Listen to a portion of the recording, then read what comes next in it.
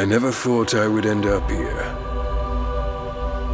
I believed we had it covered, with the ward stones holding the demons inside the world wound. But here we are. The city of Kenobres lies in ruins. Thousands are dead or wounded. The damned Descari and his spawn took us by surprise. Now, I have the power to turn the tables. People who would never join the same alliance are fighting together by my side. Today we avenge the fallen and unleash our wrath upon the demon lords. Yes, the power. I wish somebody had told me of its cost.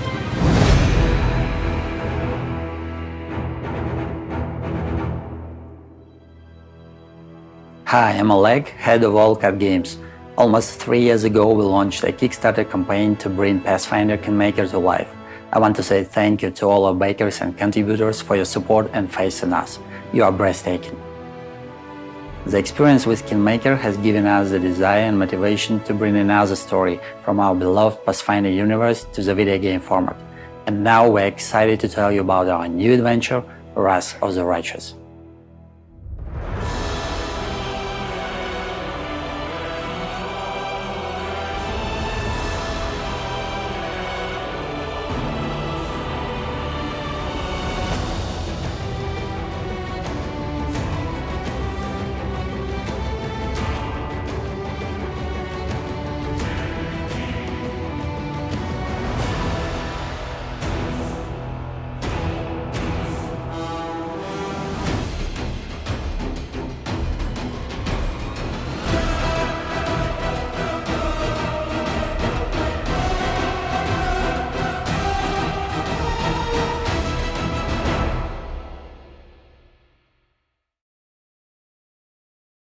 There are a lot of stories built around an idea of a battle against the demons.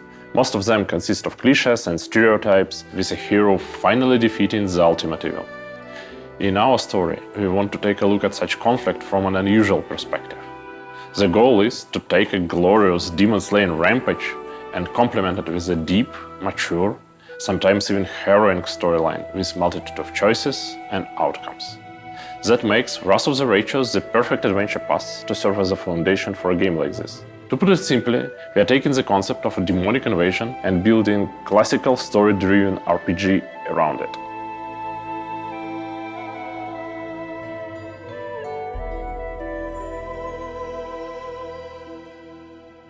In order to provide the game with depth and achieve the feeling we aim for, our team keeps focus on two major things. First, we explore characters' nature and motivations, like how far would a righteous paladin go in pursuit of justice, or what would a hero do about collateral damage caused by one's actions. The themes of corruption and redemption fill the entire game. Second important thing, the literal foundation of our game is the freedom of choice. And I'm not talking about simple variety of dialogue options, but rather about meaningful decisions with long-term consequences. That's why a lot of situations in our game come with no such thing as the right choice. You must make a decision depending on what you stand for. I enjoyed working on Pathfinder Kingmaker so much that when the team asked me to hop on board for a new adventure, I agreed instantly. The exciting thing about this story is the decisions you make change the nature of your character itself. Take one path, and you could find yourself as a lich with a personal army of the undead. Take another course, and rise as a merciful angel, inspiring people to heroic deeds and helping those who seek redemption. Another way will bring up an Aeon, a mix of Judge Dredd with a wizard on a galactic scale. And I just mentioned a few of the existing options.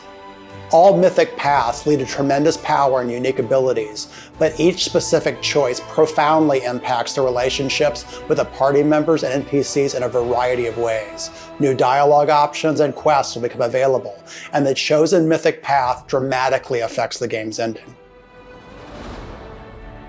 We still enjoy introducing additional layers of a gameplay to our players to help them feel the scale of the conflict better. At a certain point, you will have to lead the crusade to reclaim the lands captured by the demonic forces. Recruit your army, raise your defenses, hold your ground, and push back against the demons on the strategic level. You will also be able to send your fellow crusaders to explore the ancient ruins, to find and reclaim powerful artifacts that should help your cause.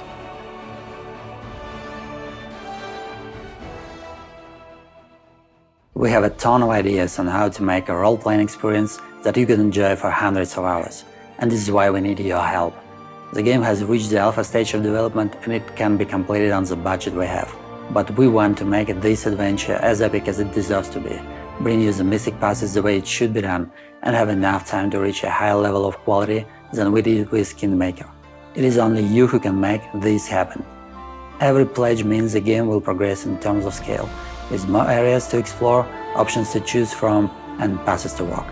With you backing us on Kickstarter, we have already made one great RPG. Let's do it again and create this new adventure together.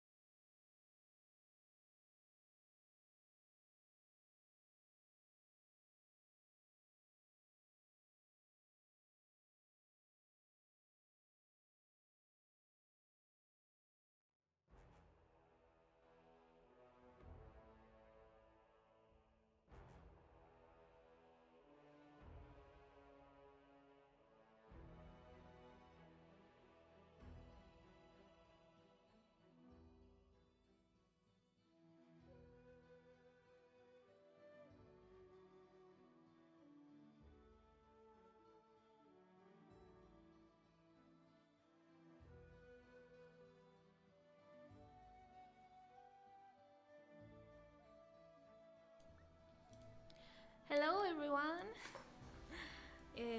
It's me, your host, as always, and with me two special guests, as you may have guessed. It's Alexander Mishurin and Alexander Gusev. I don't remember what your title in the studio is. I'm sorry. Hi, I'm Alexander Mishurin. I'm creative director for the Brass of the Righteous. Hello, I'm Alexander Gusev and I'm a lead mechanics designer. Yeah.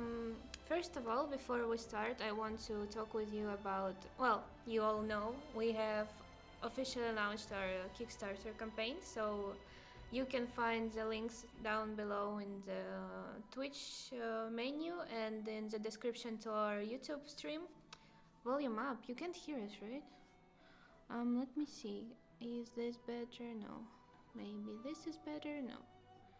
Maybe, no. Maybe this is better. Yeah, this is better. Let's see. Yeah, this should be better. Yeah, sorry. Yeah, okay.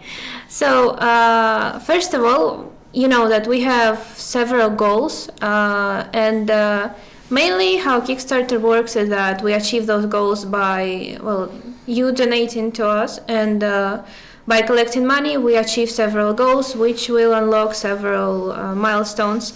But we also have social goals, which are usually kind of missed. So what we have here is our social goals. You can see that they are the easiest, and they don't need you to. They don't require you to donate any money. They are free. You just need to subscribe, share our channels with your friends, family, and whoever you want. And by subscribing to our channels and sharing our social media posts, you will just simply unlock really cool stuff. Like, you can see it in our Kickstarter page, and those rewards are really awesome, and you really want to unlock that romance option with Queen. With Queen Galfrey. So yeah, yeah, hello everyone. Back to our main theme here, we will talk a little bit more about our Kickstarter campaign and just answer your questions and review some more information about our upcoming project, which is Pathfinder Wrath of the Righteous. Okay. First of all, the chat is so active. I'm just not seeing any questions right now. But yeah, we'll be collecting your questions in a while. But first of all, let's talk a little bit about the thing that we haven't announced yet, and it's Mythic Pass. Well, we have announced 2 of them, or 3? 3, yeah. And we haven't talked about an Aryan, a demon, and Azata, is it? Yeah, Azata. So, what can you tell us about them?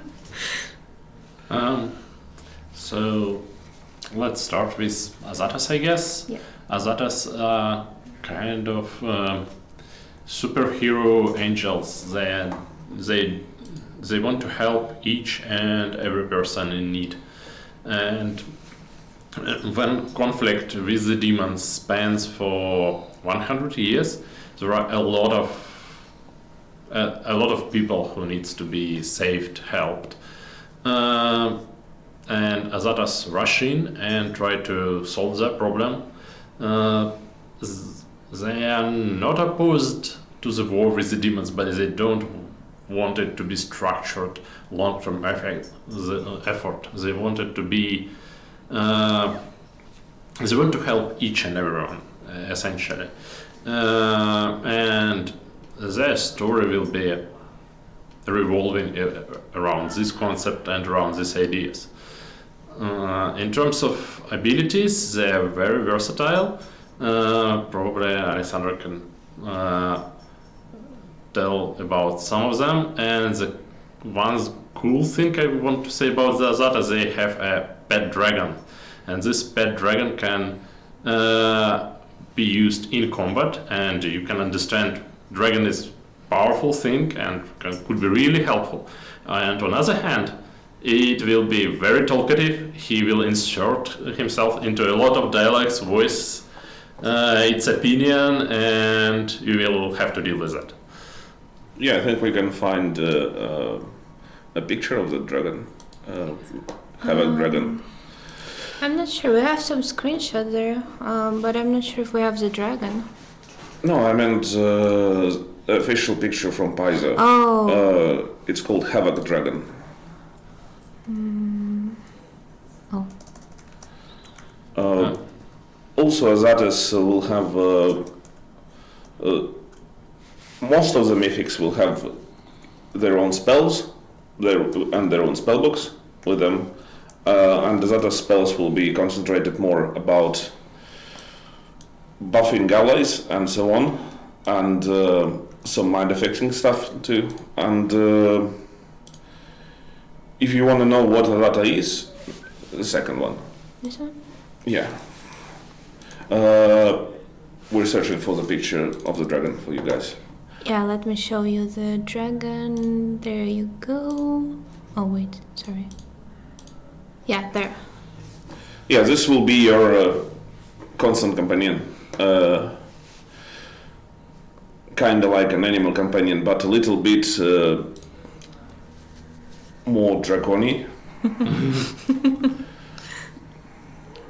Yeah, this looks like a fairy dragon.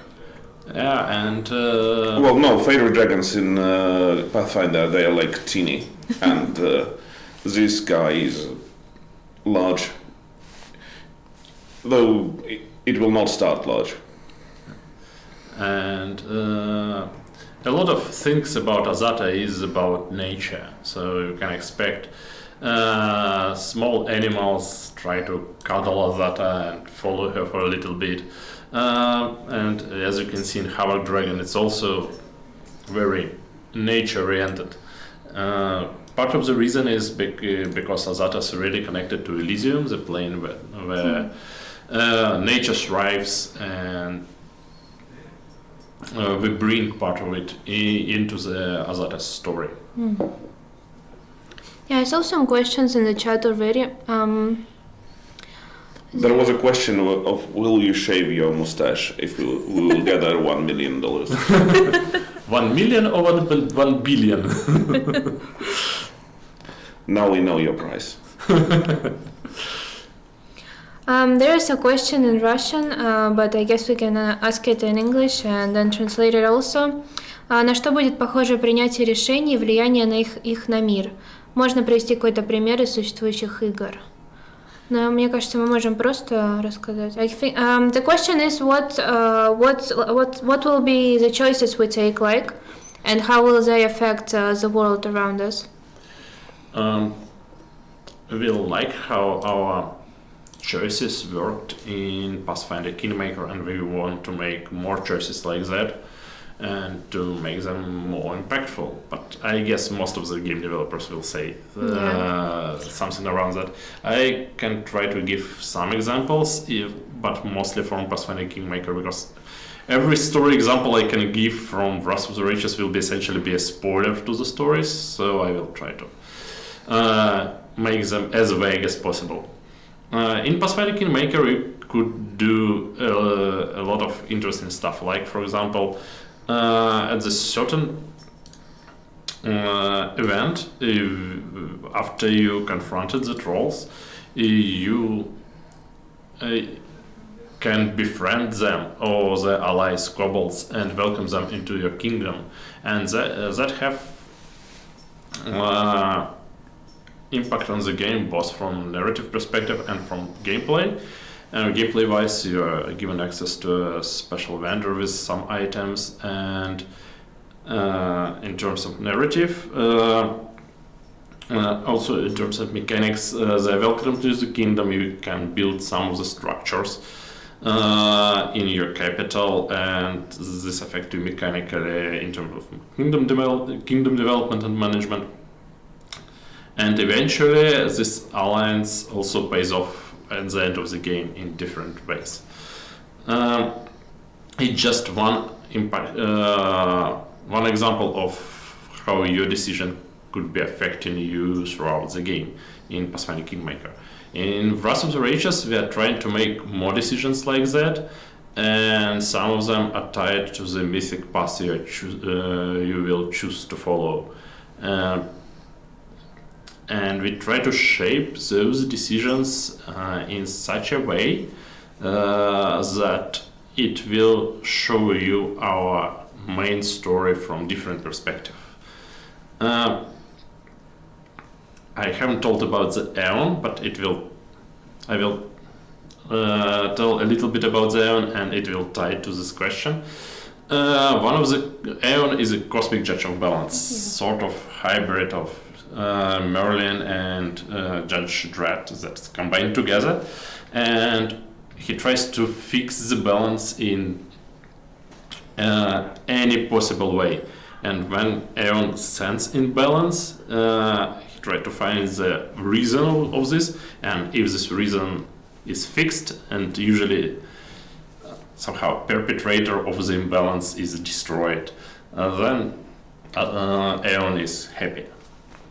Yeah, they're asking what is Aeon time travel like? I'm not sure if we can. And I'm going to that. When there is a great imbalance in the world, and it happened because of the huge event back in time, very powerful Aeon can find a rift through time and travel back there and try to fix that. And after that, the timeline will be fixed. To give you an example, there is a wizard who is enhancing the demons, and you have faced this enhanced demons.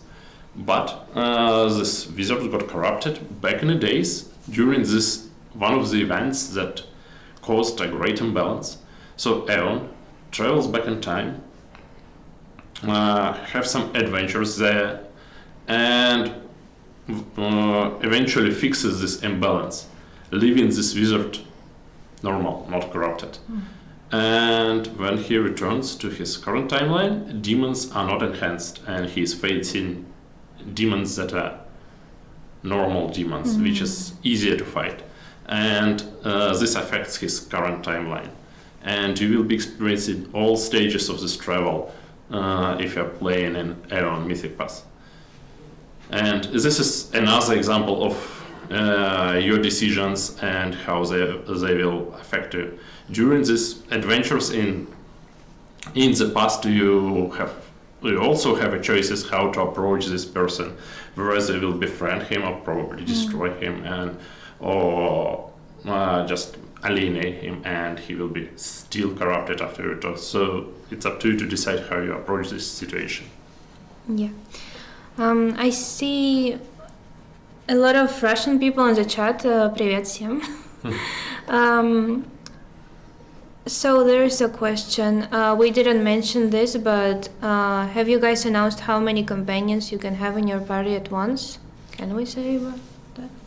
6 including you. Yeah. So same as in Kingmaker, there will be 5 companions traveling alongside the player character. So 6 characters in total. Yeah. How will Mythic Pass interact with spellcasting progression? In the tabletop, the pass had things which augment change casting, but caster progression came through your core class. Will this be the same, or will Mythic Pass be completely different in that regard? It depends on the pass. Some passes provide you with a separate spellbook that independently of which spellbooks you already have. Like, for example, if you're a wizard and you're an Azata, then you will have two separate spellbooks. But some Mythic Pass, like Lich and Angel, instead augment the spellbook that you already have. If you already have a full power spellbook like Wizards or Cleric one, and then your casting level will be increased by your Mythic level, and you will have more spells. You will have higher level spells, and so on. Basically, if you're a Lich and you're a Wizard, you become a more powerful Wizard, and if you're a Fighter and you're a Lich, you become both a Fighter and a Spellcaster, but you cast weaker spells. You gain greater level spells later in the game than if you're a Wizard. Speaking of Liches, there's a question. Will your choice of path affect the kind of army you've got? Like the Lich has an army of undead, and if you got Angel or Trickster or Demon, will that affect the army you will lead? You will have unique units based on your Mythic Pass, and also you will have other choices to make. You can theoretically get some good units being a Lich, just because you wanted to choose these ways in the event. Yeah, it's also kind of combination, same as Alexander told, Lich is combining with your selected class. It works kind of the same way in Crusade. You have basic type of units, which is Crusaders who are sent from Mandef and came from all around the world. And then you have some specific troops based on your decisions and based on the Mythic Pass you follow. I see you call it the 5th Crusade. I prefer to call it the Last Crusade. Maybe we can draw it to talking about Crusades, actually. Yes, the Crusade is a new version of the strategic layer in the game. In Pathfinder Kingmaker, we had a nation building, and it was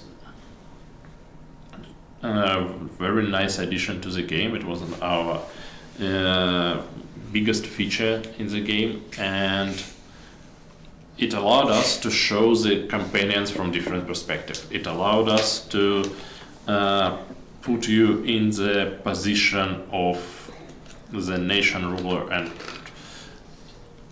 it worked for the storyline to allow you to feel as a leader of the country. And we liked how that worked. So this time we want you to feel the responsibility and power to be the leader of the crusade. So we're completely remaking this strategic layer into the new one that allows you to recruit some troops, reclaim the land that was captured by demons, find some powerful artifacts for your character or your companions, and This also put your companions as an advisors to the crusade, and also will allow us to show them as military leaders, giving you more interactions with them and more choices for you to make. I see Arcane Agent in the chat. He's been there since I don't know, the whole day. So hello, sorry for not greeting you earlier. Explain demon path, please. Demon path? Demon. Let me first explain you the kind of a design philosophy we go for when we're designing Mythic paths. We have a thing called reference class. Basically, it's which class this Mythic path will be more similar to. For example, for Lich, it's obviously Wizard. For an Angel, it's kind of a mishmash between a Cleric and a Paladin. And for the Demon, it's Blood Rager. Demon has demonic rage. That's one of his main features. In this rage, everything he has becomes more powerful. His spells, his attacks, everything. And if he's already a Blood Rager or a Barbarian, his rage stacks with this. And if he activates Barbarian Rage, he will have all the bonuses from Demonic Rage and so on. And if he activates Demonic Rage, he will have all the bonuses from Barbarian Rage. And but in this Demonic Rage, one of the features of it is that first time you activate it in the day, you will control it yourself completely. But the more times you activate it, the less controllable it becomes, and at some point you can lose control, and you will just become a melee killing machine, independent of what class you are. And also, Demon's reference class is a Blood Rager, so you will also have spells. Some of them are activated by swift action in the middle of combat to buff your attacks. Some of them are more appropriate for other classes, not melee ones, like some eruptions of abyssal energy and so on. So that's Demon. Also, he has a special charge that is almost literally unstoppable, and so on. Yeah, and in terms of the story, Demon also tied to this rage. At the certain events, this rage builds up inside the main character, and you will be deciding whether you want to let it loose, probably to some uncontrollable effect, or you will try to contain it and manage it. Sometimes focusing it in particular direction, sometimes just internalizing it. And it's kind of about the balance, whether you want to be controlling this or just enraging unstoppable force that everybody fears and have to be reckoned with. Also, Demon will have this thing called aspects, where he gets some properties of other demons. For example, at some level of the demon, you can take a shadow demon aspect, and all your attacks will become touch attacks, and you will become incorporeal. That's, of course, quite a high level demon ability. You can have Brimrock. Brimrock are these small demons that are constantly on fire, and you can be constantly on fire too. And not burn during this. Also, some of the spells allow you to transform into other demons. That's nice. I see YouTube chat also. Hello there, everyone. You can also ask your questions there. We are also monitoring YouTube chat, so don't be ashamed. I'm seeing a Russian comment there thanking us for for what we are doing and for our games and praising our Kickstarter video. Thank you a lot. Спасибо огромное за отзыв. So, other questions. Will there be more utility spells like time stop? Oh, time stop. I cannot count, just remember the amount of times I went to the programmers and start discussion about guys, we want a time stop. But we want to do it properly, and to do so it requires a lot of effort to provide you not with just nice special effect, but also with all of the utility of the spell, allowing you to do very, very powerful combinations.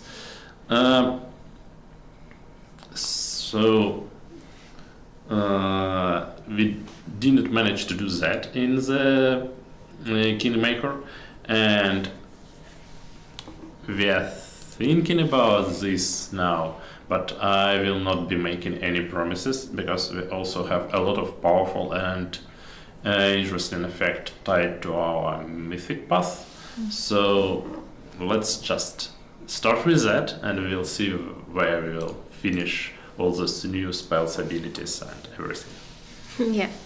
I saw a question about platforms. We are currently only announcing PC Windows, which is Steam and GOG Store.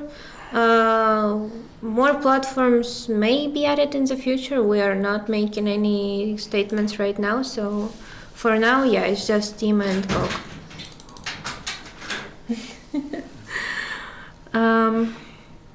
Okay.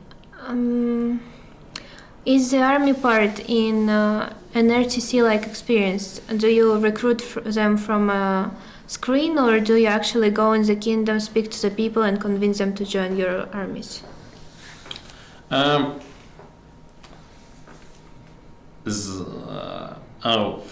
First thing first, the army experience is not really a total war type of experience where you have a huge strategic layer with everything happening, and then you go into the battlefield and you see every unit type and you control them through the battle like this, because this makes a game like enormously huge. We are thinking along the lines of more contained old school strategy games. To give one of the reference, it's just one of the reference, not just like we're making just this. It's a Warlord series from back in the days. So you can expect this type of strategy experience on when you are playing the Crusade. Most of the troops that you are recruiting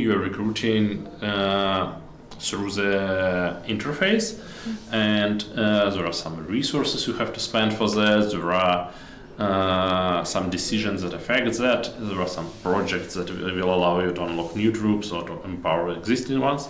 But some of the troops are tied to your decisions in the storyline as you progress. The most the example I can give you, eventually, while traveling, you will be encountering the group of Hell Knights that are also in this region, and they're trying to stop the demons. And it's up to you to decide what will you do with this, with the Hell Knights. There are a lot.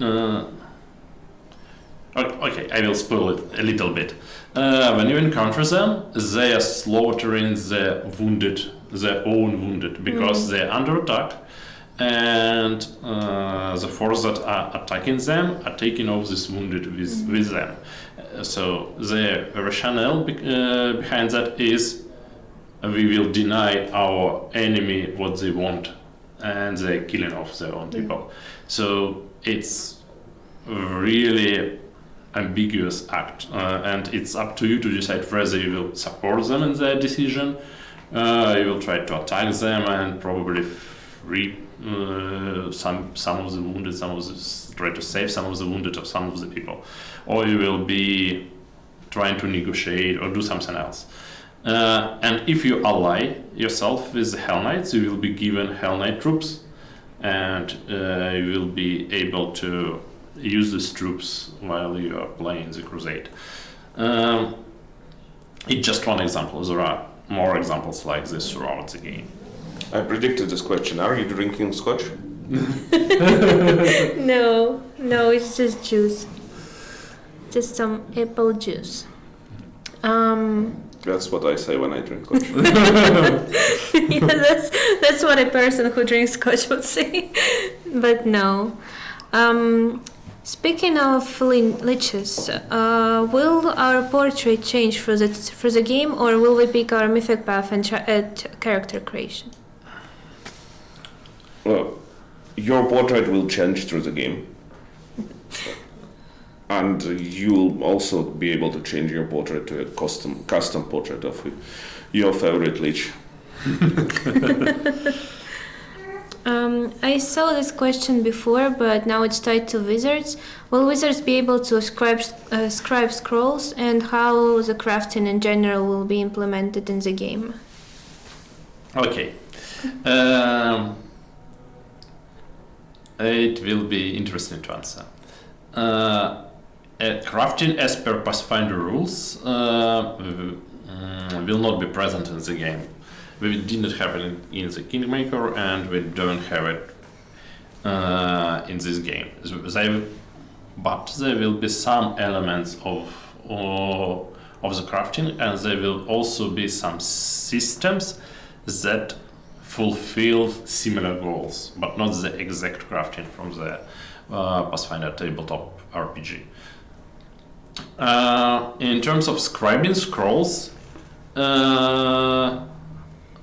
I just don't know what we are allowed to talk about and what we are not. So for this discussion,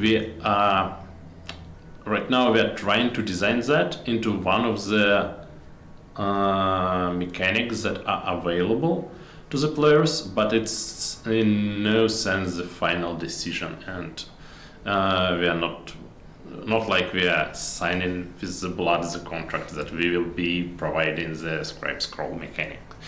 But we are thinking about adding some elements of the crafting, especially for the consumables. Let's see what else we have.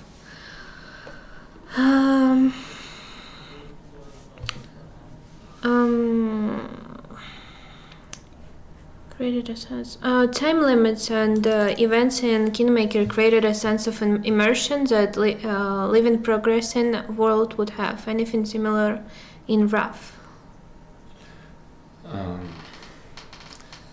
Yes and no.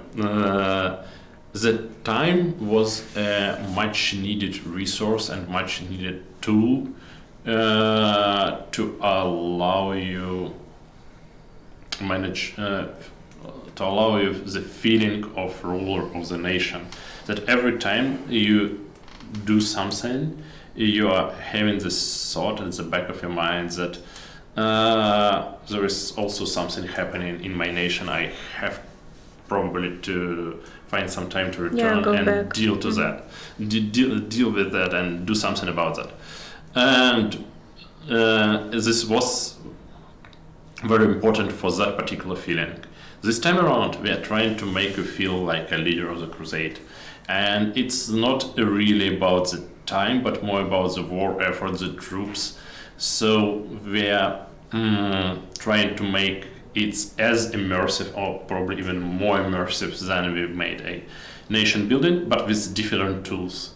But we will not be talking about this the particular tool we will be using right now. Okay. Companions and other important NPCs in the new strategic layer. Will we have treasurer, warden, etc.? There will be special roles in this in the advisors for the crusade. They will be also different and tied to the crusade experience. So you can expect something with that specialize in scouting, in logistics, in... The current ones are strategist, general, diplomat, spy master, and archmage or archpriest. All right. I've seen it through the whole chat, questions about romances. Yes, there will be romances, but no, we're not talking about them yet. So, will there be more visual customization for our characters? Different look for armor and robes? There will be new armor. Yeah, new robes. I was trying to find the words. We're kind of remaking most of the armors and robes for this game because some part of our technology changed. So we're making new ones. We're remaking some of the ones you saw in Kingmaker. So yeah, there will be a lot of new armors and weapons and everything to equip your character with. All right, let's see. Can characters with wings actually fly?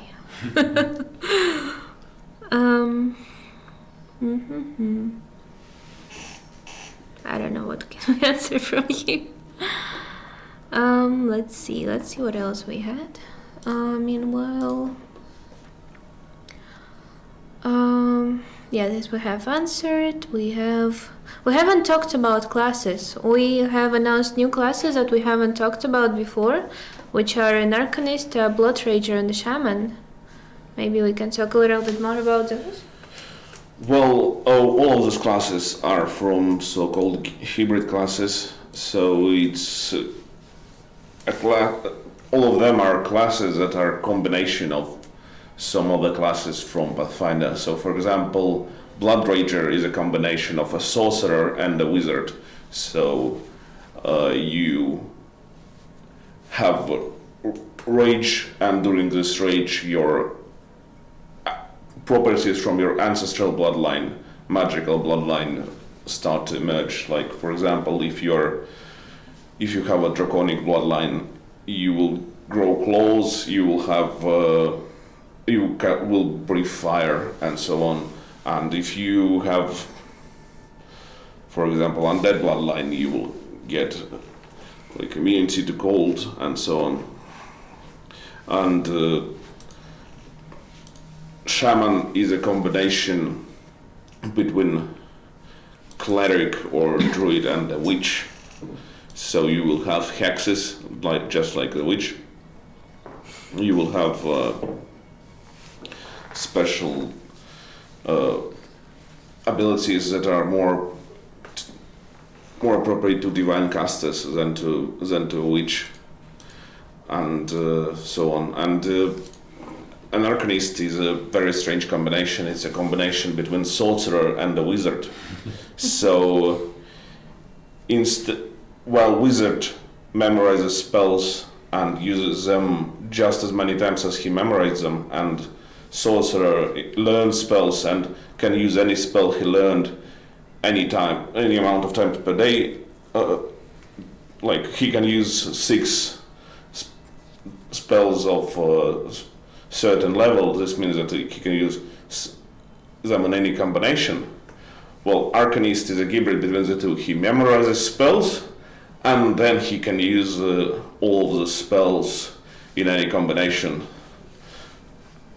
But he can change his arsenal every day. Also, Arcanist has this thing called exploits, where he can learn some abilities, for example, to just shoot fire and do it a certain amount of times per day. So I would even say that he has a little bit of alchemist in him.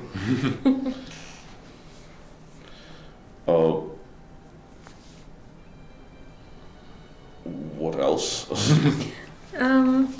All of this has convinced me to go for a higher tier. Thank you. Thank you. Go for it. Here Pink Eye is asking about monks. What do you think about Zen Archer monk? It's a monk that that can shoot a bow. Actually, when talking about Zen Archer, it's a really interesting archetype, and we can probably tell that one of our companions will be having that. Of course, when you get this companion, you can develop the companion any way you want it, but this companion will start as a Zen Archer. Nice. Can we talk more about archetypes, or that's One step closer to a full monk party. Are you planning to keep changing seasons, like in Kingmaker, winter, summer, etc.? It's an interesting question, actually, because this time around, time, place, there's no so much focus on the time, so there are some, how would I say it, the time passes, but a lot of the events are not tied to that and happen at their own pace or tied to some other events that are happening. It will be more difficult for us to incorporate seasons and put these seasons to make them make more sense. Also, Worldwound is not exactly the place for predictable season change. Yeah. So we were placing more accent on the Worldwound and its unpredictableness, its effects that transpire around you, and the closer you will travel to the Worldwound, the more weird effects you will see. Can we still celebrate our birthday with our companions?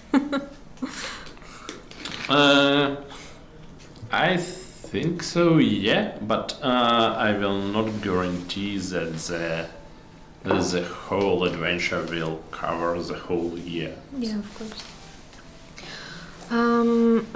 There are 5 archetypes now. Can you tell us some of what they are? That's a question. I don't know. No, well, Can we talk about them now? try to remember some.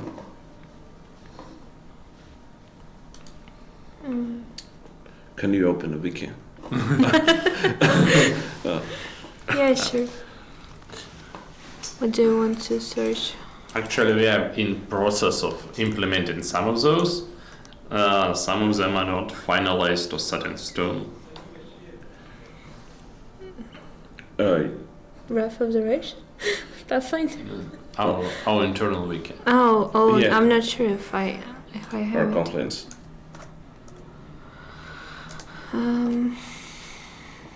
Let's see. Yeah, I have it.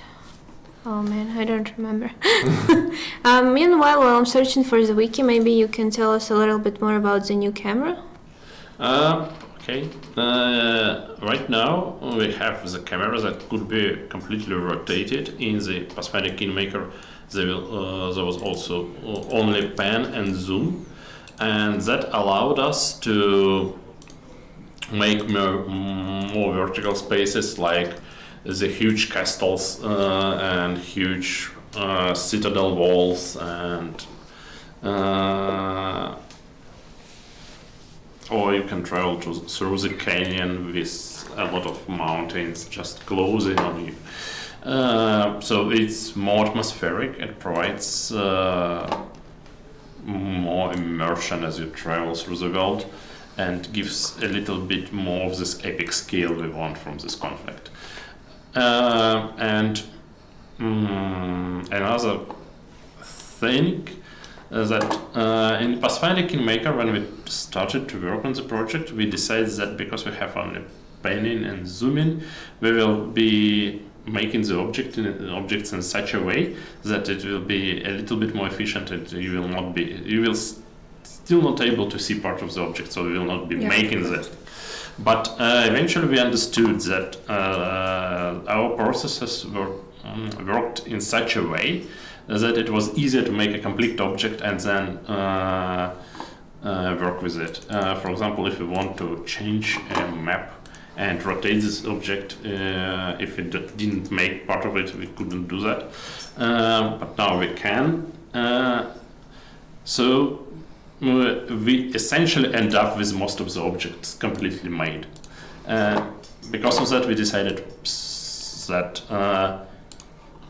if we will be rotating camera, we could do a lot more interesting stuff like this huge passages, huge walls, and it fits the narrative, it fits the scale of the Wrath of the Righteous. So we just went for it and made this improvement to the camera, and we are making several more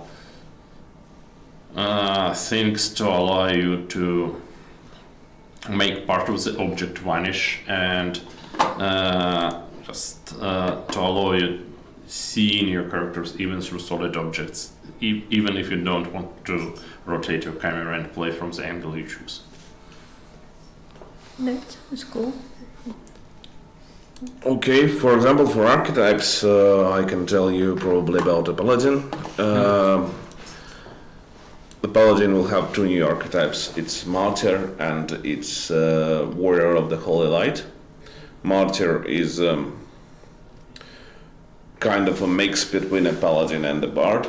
You will have an ability to start bleeding to inspire courage in your friends. And warrior of the holy light exchanges his paladin spells and to gain a special holy shield that protects all your allies. About others, I can tell you that wizard will have exploiter wizard. It's a wizard that gains exploits, kind of like an arcanist, instead of having a specialized skill. There will be Dirge Bard, an archetype for obviously bard. It's a bard about demoralizing enemies. Singing the songs of doom and terror.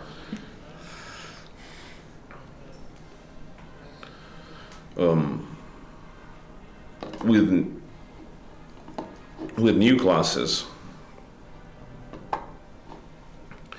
I can probably tell you about.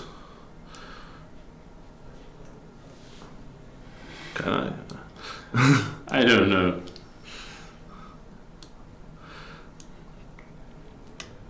Probably we will be killed after we will leave this place. Okay. It's okay. Someone in the chat said the CEO just called and said we can talk about everything. So it's fine. I can tell you about an archetype for a shaman called Spirit Hunter. It's an archetype that can enhance his weapons just like a magus can. Basically, it's while other shamans they commune with spirits to gain the spells. This shaman hunts spirits basically. So the first ability that he can enhance on his sword or other weapon is Ghost Touch. Let's switch a little bit to YouTube chat. I saw some questions there. And yeah, this is the quietest, the calmest YouTube chat I've ever seen. That's true. But anyway, how do you develop your headquarters? I'm not sure if you're talking about in-game or our studio. So can you tell us that?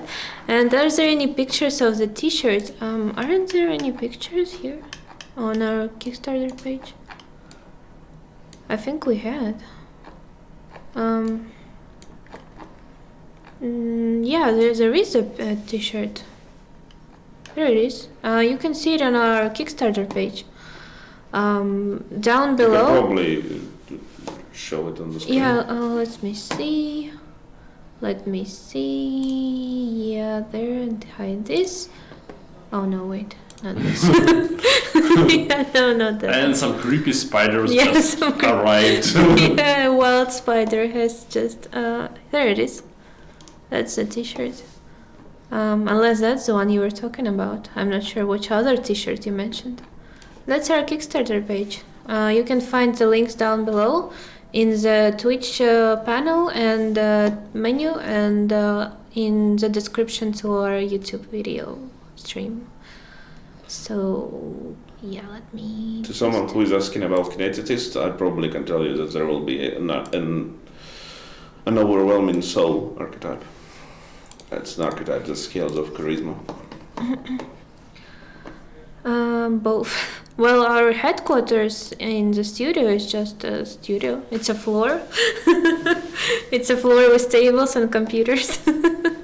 I'm not sure. Maybe we will have more videos showing our studio and how we work and live here. So just stay tuned to our YouTube channel for that.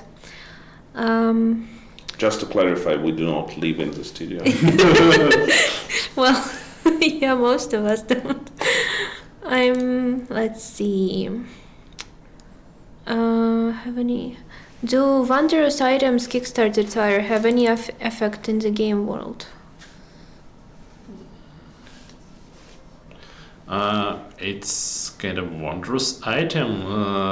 You will be traveling, you will be exploring and find this item, and when you are wearing it, you will be having the effect the item will have. So it's not.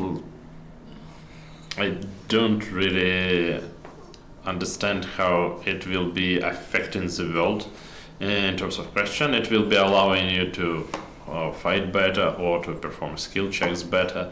In a sense, it's affecting the world a little bit, but in terms of ground effects, Can we just give them examples from the first game? I guess you remember them better than me, but because we were involved in production a lot. I remember the amulet you can find in the Wormhold, and it was allowing you to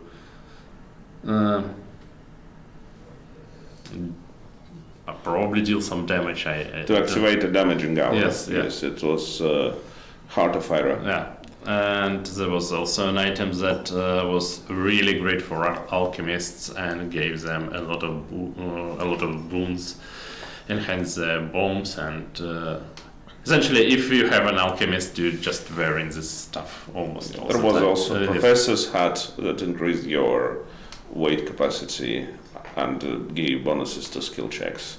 There was also Maya's Charm that gave you that increased the disease of your mind affecting spells, of your enchantment school spells, and maybe illusions. I don't remember quite well. There was a necklace that increased your sneak attack damage, and so on and so on and so on. Yeah. So, is this an effect on the world? Yes, but a very small one. Yeah. Any new animal companions? Well, we've talked a little bit about the dragon. Well, it wasn't our companion exactly. Well, it was the Mythic's one, right? Not exactly an animal companion. Well, yeah. Well, it is an animal, kind of, right? Very nice big Yeah. animal. Okay, will there be support for more unusual types of combat styles like natural attack, shield bastion, and so on? We will try. Other than increased difficulty, why would you want to roll a mortal legend compared to mythics? It's also a tricky question, and the reason it is tricky to talk about it, I have to spoil a lot in terms of story. But let me try to phrase it this way. He says he spoils most of the story. Yeah. Selecting the Mythic Path is one of the most... it is a big, very important choice that you are making when you are progressing through the storyline, but it is not the only choice of this kind. And that is where the legend comes into play.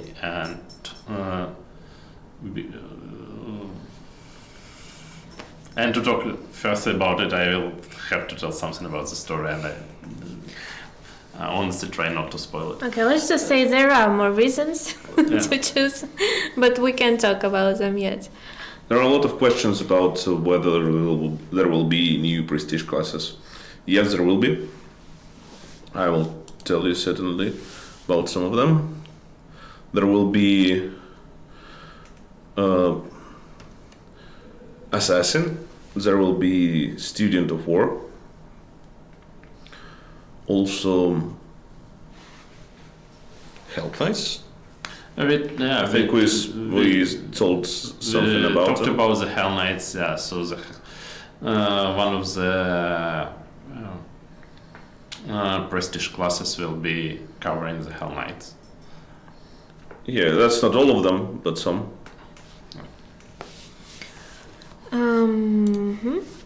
Can we rotate the camera? Yes, you can. That's pretty much it. Can you tell us more about the legend mythic? That's we have already answered. Kinda answered. Well, yeah, kinda. We have answers that we cannot talk about. Are the mythic paths alignment locked?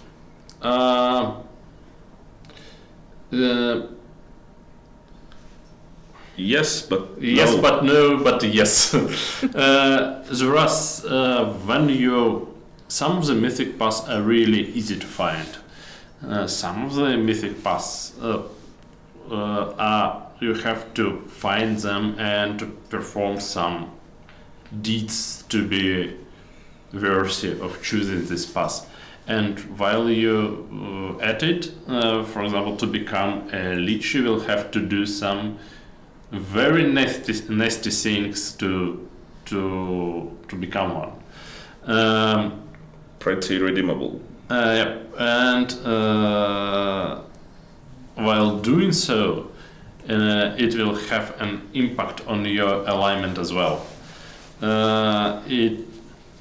So if you are planning on become a lich and you are following this path and you are making the decisions that are bringing you closer and closer to your goal, your alignment also changing steadily into the particular direction, evil direction. So it's kind of limited on one hand, but on the other hand, it's very tied thematically into the whole narrative and into the decisions you are making. And no, you don't have to to make every decision evil to become a lich, but you have to make certain evil choices. Otherwise, you will not be able to progress through this mythic path. There's a question if it will be possible to change your mythic, or you choose it for once and for all. It's the same answer I gave for the legend. There will be very important choices later in the game that are tied to the mythic path, but I cannot go into the specifics of how this will work and how this will affect the mythics and the story. All right. Can I be a good lich? I guess. I don't know. What's a good lich? It's. I will prefer to stay away from this question for a little bit. All good liches are evil. Yeah, exactly. Can you tell us more about how to control soldiers? You have mentioned on Kickstarter that you will be able to throw them into missions. Will it be like... По-русски прочитаю. Это будет реализовано по аналогии с советником, решающим проблемы скинмейкера, или будет какая-то другая система? So basically they asked if it will be similar to Kingmaker or it will be different. It will be a completely new system that is tied to this story and this adventure path. In terms of the troops and armies you are recruiting, you will be sending them across the global map of the region to reclaim parts of the land, to fight the army of demons that is defending some position or advancing on your positions as well. So you will be sending your armies to fight the enemy armies across the global map. If the question is, will it be done through the just events, kind of events and cards like that? No, you will be seeing the figures of your troops and figures of the enemies. You will be seeing the front line that are spanning through the map of the region, and your actions will probably affect that. But as I've warned several times, it's not like everything is set in stone. We are designing it. For example, in Pathfinder Kingmaker, we had to make 8 iterations of the kingdom to make it to the version that is in the game. So I can suspect that it will take us several iterations for the crusade as well. And so everything can change. And that's our current vision, how we envision it. We will be making a playtest, gathering a lot of feedback and improving based on feedback several times. So just to be on the safe side, it's how we wanted to do right now, but probably when we test it, it will be changing. What about tutorials? Players are asking us. Someone with a blue nickname that I cannot read actually. Just wait a second. There was a question about languages. We'll be translating the game to English, French, German, Chinese, and Russian. But we may translate to other languages in the future. But for now, those are the only languages that we're announcing. And now to tutorials. Yeah. So in Pathfinder Kingmaker, tutorials were mostly about playing this type of game, this RPG. Some of the tutorials were devoted to the teaching of the Pathfinder system. Some of them were teaching about the interactions, how you make all the sections, how you do things in the combat. This time around, we are making several more systems to help with the learning process. First of all, we will be making part of the tutorial that will be teaching you the rules of the system separately from the ways how you interact with the games, the interface. Another thing we will be doing, we will be providing you with a lot of advices and a lot of guidances based on the choices you're making.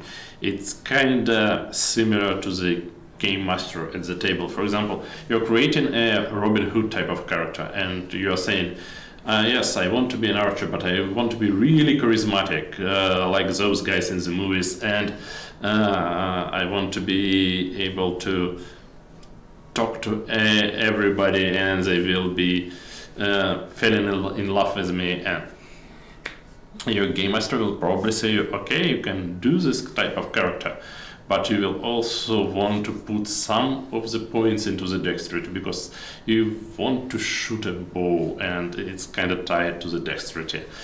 So probably you should be spending the points not only on charisma but on dexterity as well.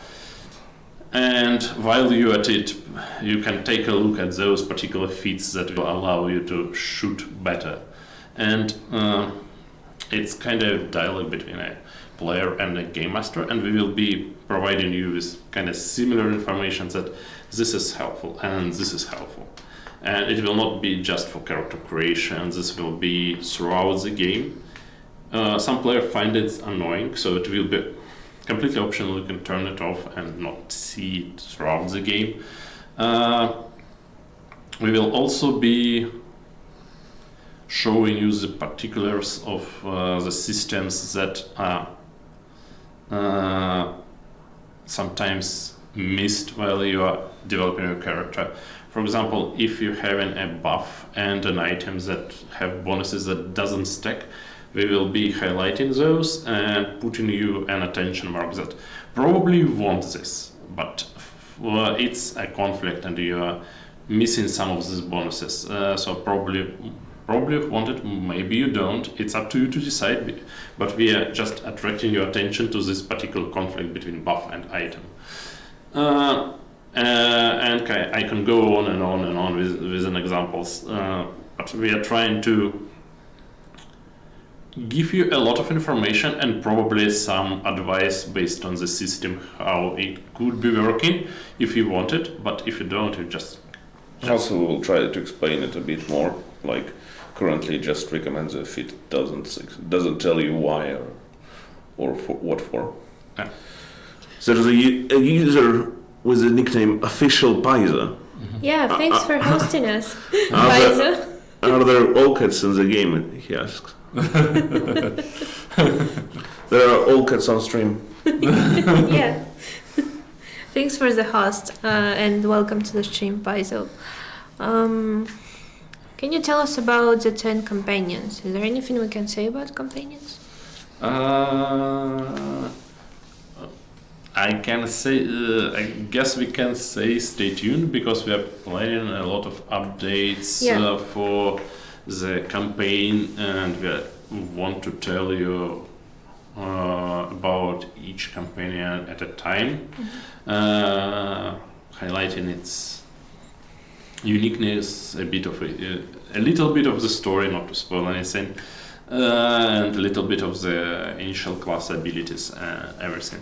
So if we start talking about this, I will be spoiling these updates. Yeah, just stay tuned to our Kickstarter and our social media pages, because we will be having a lot of updates and things that we haven't talked about yet and things that we cannot talk about right now. We will still be updating you on some of that stuff.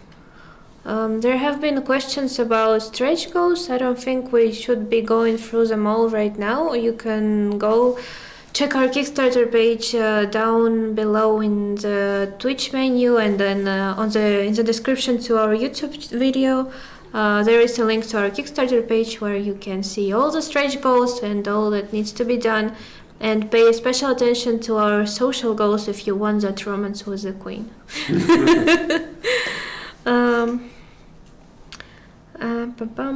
What else do we have?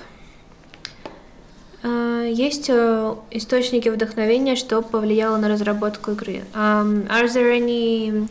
What has influenced the development of the game and inspired it?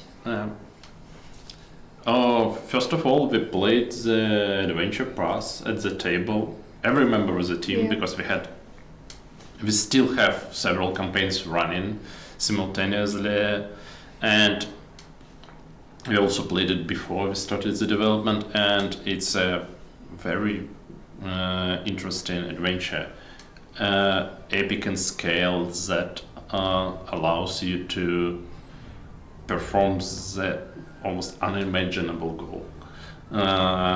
It starts really well and it progresses quickly, and it's fantastic.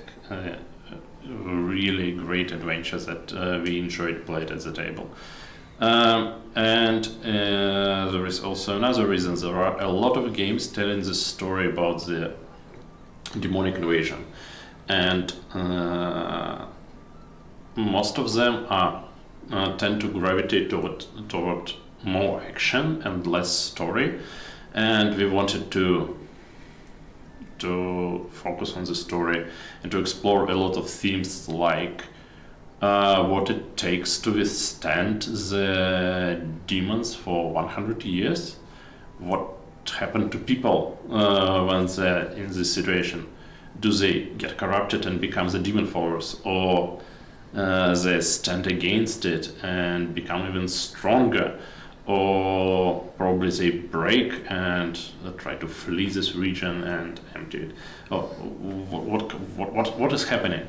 And there are a lot of themes like that in the game, as well as the topics of the power. You are gaining the power. There is just the message in the Kickstarter video. Eventually you will have the power to stop it, but how you will approach it? What price will you pay for that? Will you be sacrificing everybody to reach your goal and put the end to the demonic invasion, or you will be trying to save each and everyone and probably die in the process, and demon invasion will continue? It's the choices we want to explore in the game. Yeah, first of all, I'm not sleeping, chat. It's just that I'm trying to read the chat and it is here. And I have not so great of an eyesight, so I need to do something like this. Also, we played a lot of games for inspiration. Most of them in our childhood. We like to replay them as well. Yeah, for example, I replayed one of the games where you can become a leech recently, Might and Magic 7. I also replayed Might and Magic 6 just because I like it. Not for an inspiration, just boasting.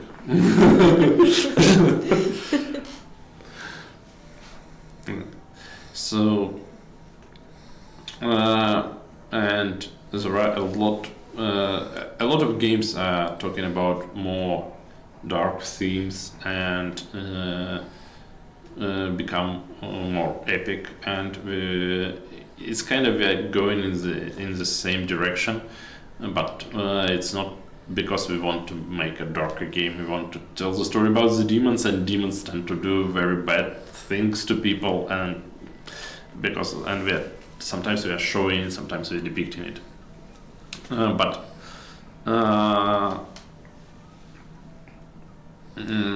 it is part of the game. And returning to what Alexander said, when we start talking about how we can approach the mythic the adventure path and how we will be doing this adventure, the idea of allowing player to become very powerful entities like Lich or an angel or a demon, it became really appealing, and we started throwing off ideas of how can we do that, and how can we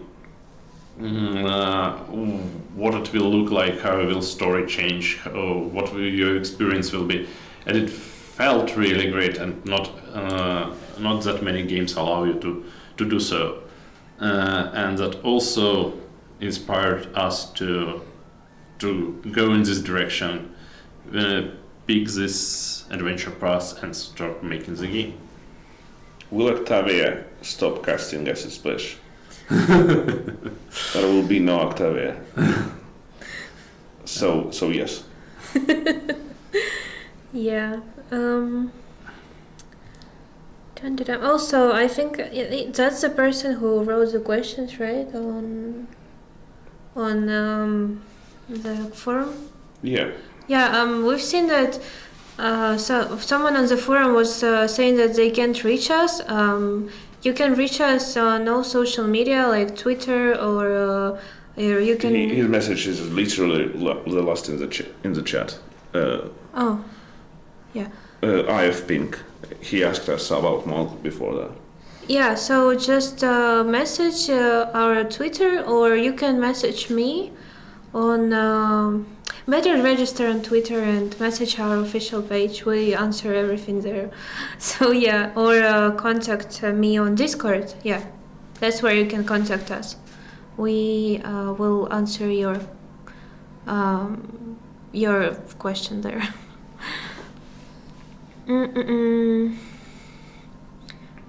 Will this be better than Diablo 4? Let's see. Heavily depends on Diablo 4. Will there be plans to improve animations for this game?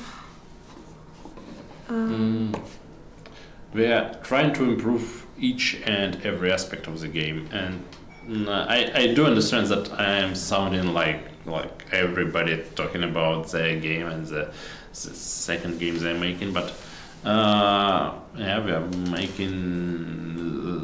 putting efforts into the animations, into the user interface, into the visual effects, into everything, and trying to make it better, more interesting, to make more of the elements for you to play with. How many push-ups can you do? Whom are you asking that? And why? Will this game run on Linux? We have currently only announced Windows, but stay tuned to more updates in case we do confirm any other platforms. We are not confirming any other yet. Did you play Disco Elysium? Yes, I did. It's a great game that was really inspiring to play, and it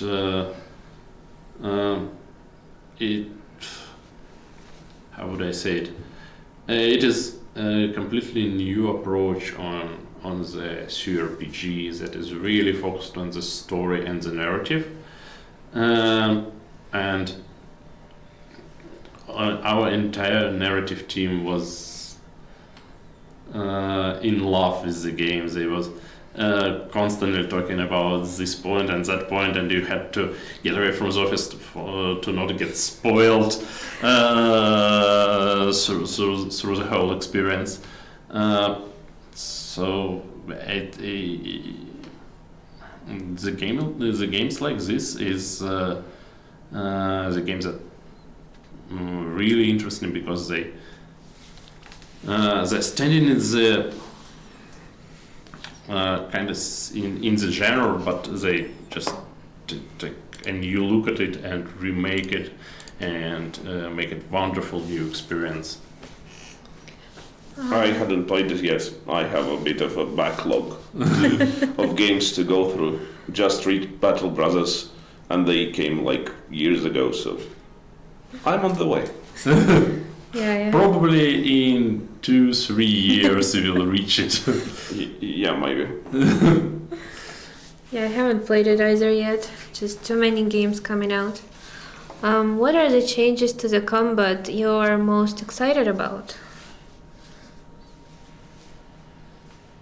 I don't know if we can say any changes to For me, it's new options that your Mythic paths are providing for a character, because when you're building a character, you get this new layer and new combination between the class you chose, the archetype you chose, and the way you build it, and you will put the Mythic progression on top, and this combination gives you new tactical choices and new ways to deal with enemies.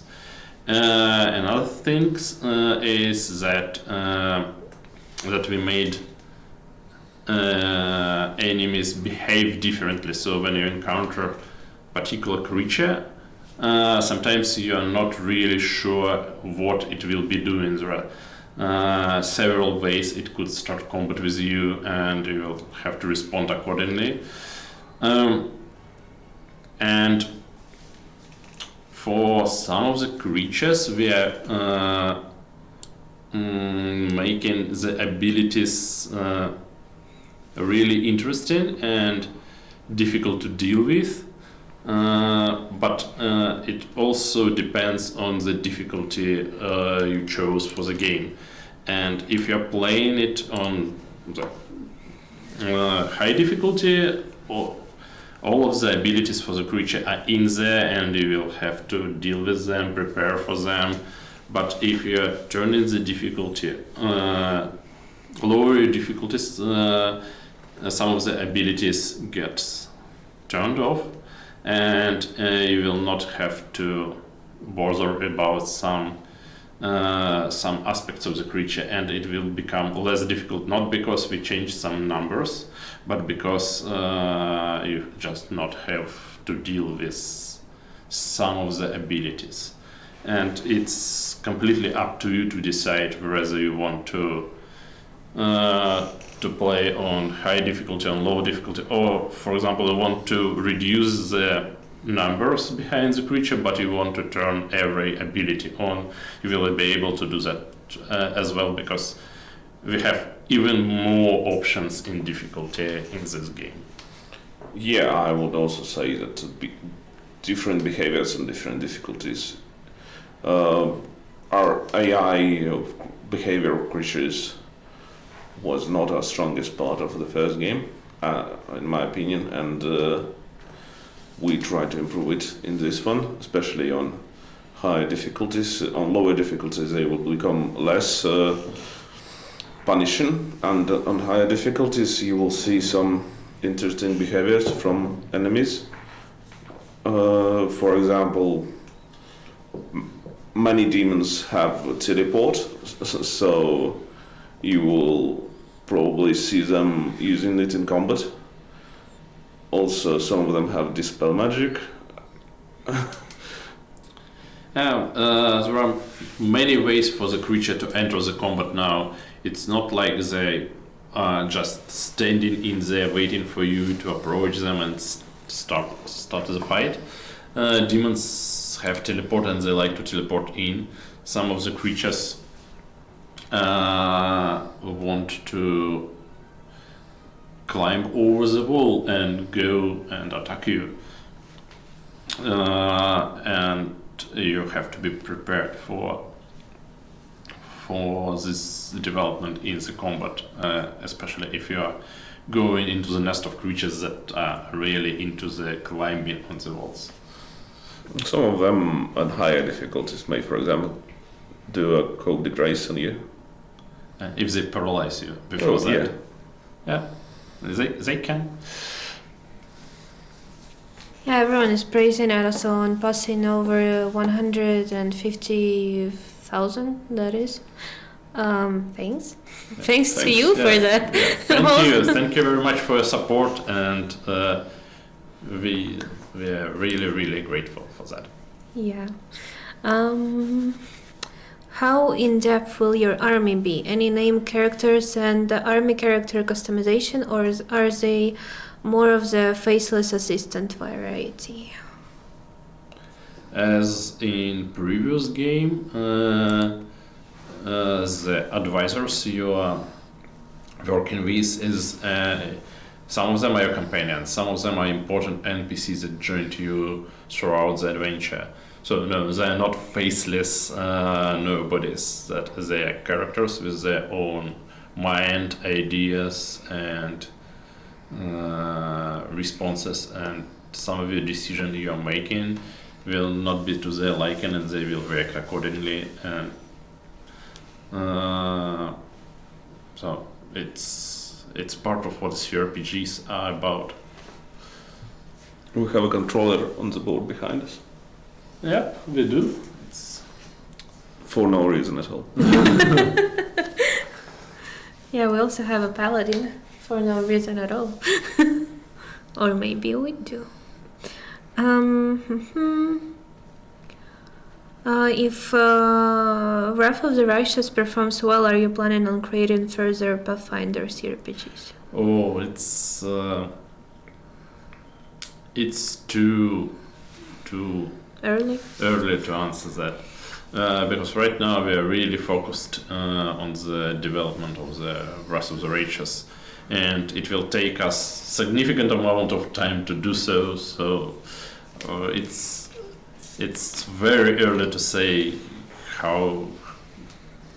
what we will do next, because we are not just even thinking about that. All of our efforts are put into this game and to make this game the best we possibly can make. Yeah, I'm seeing a lot of questions repeating as themselves. We have answered already a lot of questions, so I'm sorry if we're not answering like your question specifically, or just rewatch the stream. We have answered a lot already, and some questions are like weren't really what we have answered, but they are similar and respond to some of the questions that we're not touching yet. So yeah, just later rewatch the stream if you haven't heard an answer to your question. In Kingmaker, you could assign companions to advisor positions. Will companions take important roles in managing the crusade? Yes. Yes, as one of the advisor positions for the crusade are for important NPCs and for the companions. There were a lot of questions about like going through the dark path, like taking the demons part, and like dark endings or evil endings. Can we say anything about like that dark part of the game where your character goes slightly evil? Not really slightly. Well, yeah, not That's slightly. full scale evil. It's character of any alignment can play through this adventure path, and there are reasons behind the story that how would I say to not spoil anything? You have a reasons to participate in this adventure that is not tied to your alignment, and so it's while you're progressing, it's your choices and your alignment will be evolving while you're making those decisions. And we have a pretty interesting options for good characters, evil characters, lawful characters, chaotic characters. We're trying to cover an entire spectrum and make very cool options for each and every one of those. The coolest one lies in the mythic path, of course. They're asking, will there be no diet Coke of Evil Road? No, only vanilla Coke.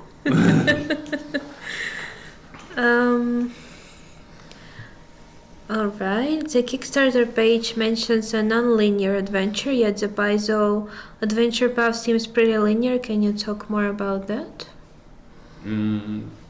Well, it's kind of the same approach that we had in Pathfinder Kingmaker, and it's the same approach a lot of game masters have when they are running the adventure on the table.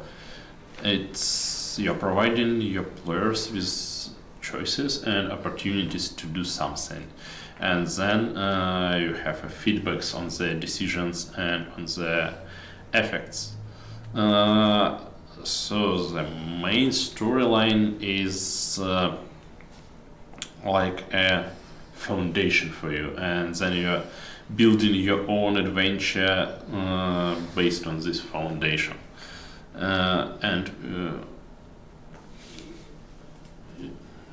We had same approach in Pathfinder Kingmaker. We are making the same approach here. We're expanding the initial story with more choices and more consequences to your decisions.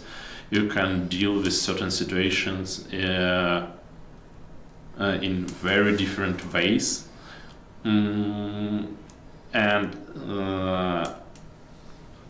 for some of your decisions, some of the consequences are really down the line and in the latest parts of the adventure. So that's why it become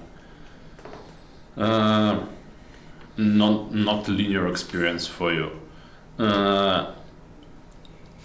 Eventually, some of the story elements that are not really tied to decisions but are tied to the events happening in the world around you. They're not changing because you are not affecting them. But it is interesting how you respond to them and what consequences this response will lead to. What's your favorite demon in the game? Do you have one? I really like the Balors, the big, powerful. I know it's a lame answer in a way because it's a big bad demon that is in the picture and just a lot of people know them, and I don't know if they like them or not. But for me, the demons, they are powerful. They inspire fear. When you encounter something like that on the tabletop, you immediately fear for your life, and you don't know how all this confrontation will go because they're really, really powerful. And they kind of look when you imagining the powerful demons, it's very close to the depictions we usually have for the Balor. They're not really very, very weird demons that are also present in the universe. So for me, it's those demons. For me, it's Babao. Babao is like a cruel, wild demon with a spear and sneak attacks and acid blood in case you actually hit him. There was a question, what was your favorite encounter in Pathfinder Kingmaker? There are a lot of nice encounters in Pathfinder Kingmaker.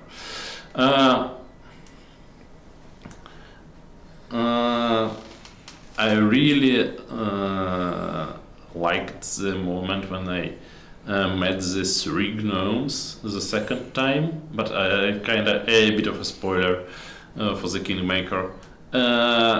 It's very difficult when you fight them, and it's very interesting payoff if you are not fighting them.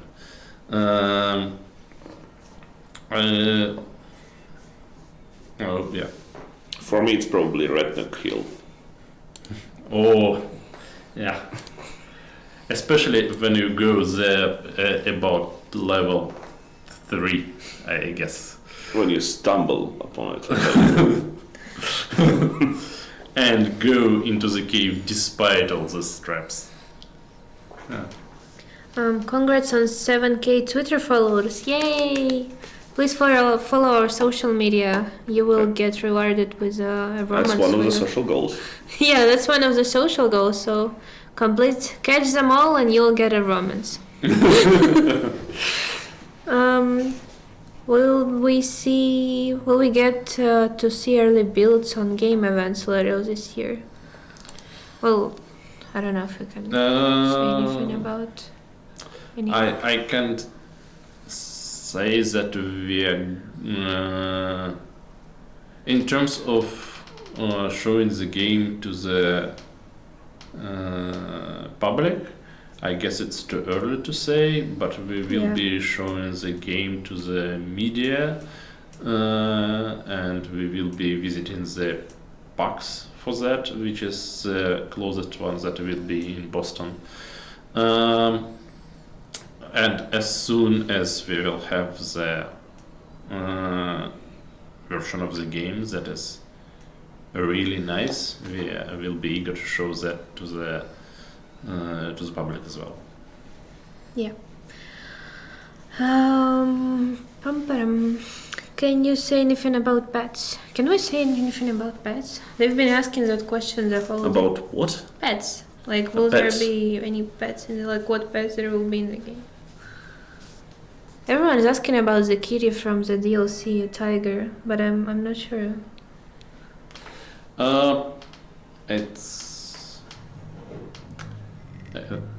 for some questions we have to check with the team and Yeah. production. So, but I think that some of the pets from the Kingmaker will make into the rest of the races, but I still have to check it with. Yeah, with last stream we were also asked that, but we just don't really know that. But yeah, we'll see.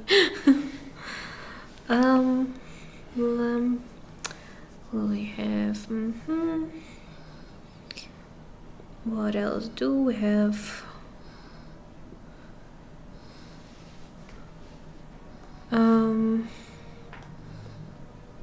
Someone keeps asking about multiple romances. What do you mean by that?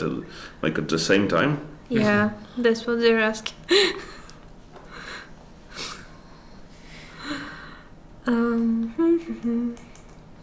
Do they need to react to each other, or are you intent to keeping it secret?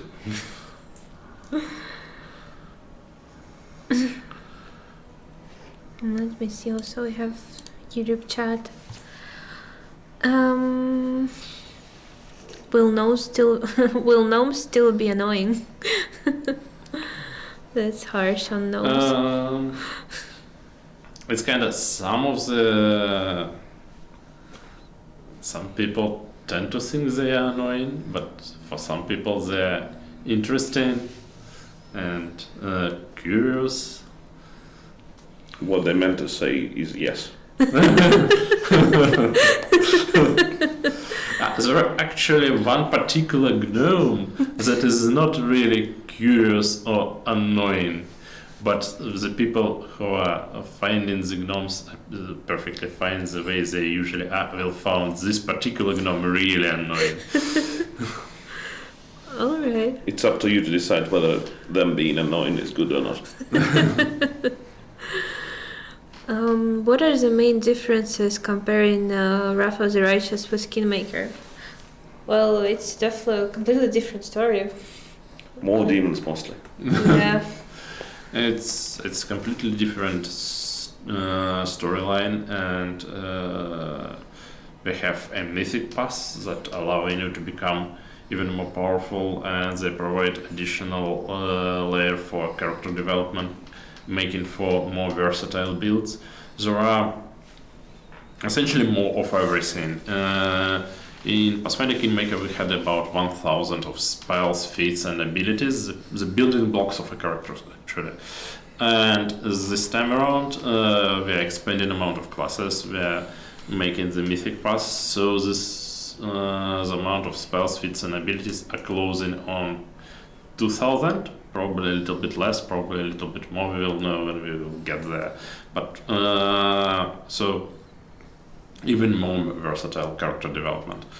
And there are new companions, new romances, and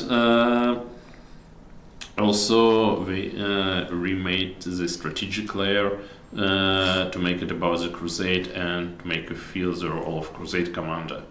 And you will be able to recruit armies and send the armies across the world map to battle some demons. So there are a lot of changes. Yeah, I saw a lot of questions about voice acting and stuff. We cannot talk about it yet. I'm pretty sure about that. Some of the dialects in the game will be voice acted, as well as some cutscenes.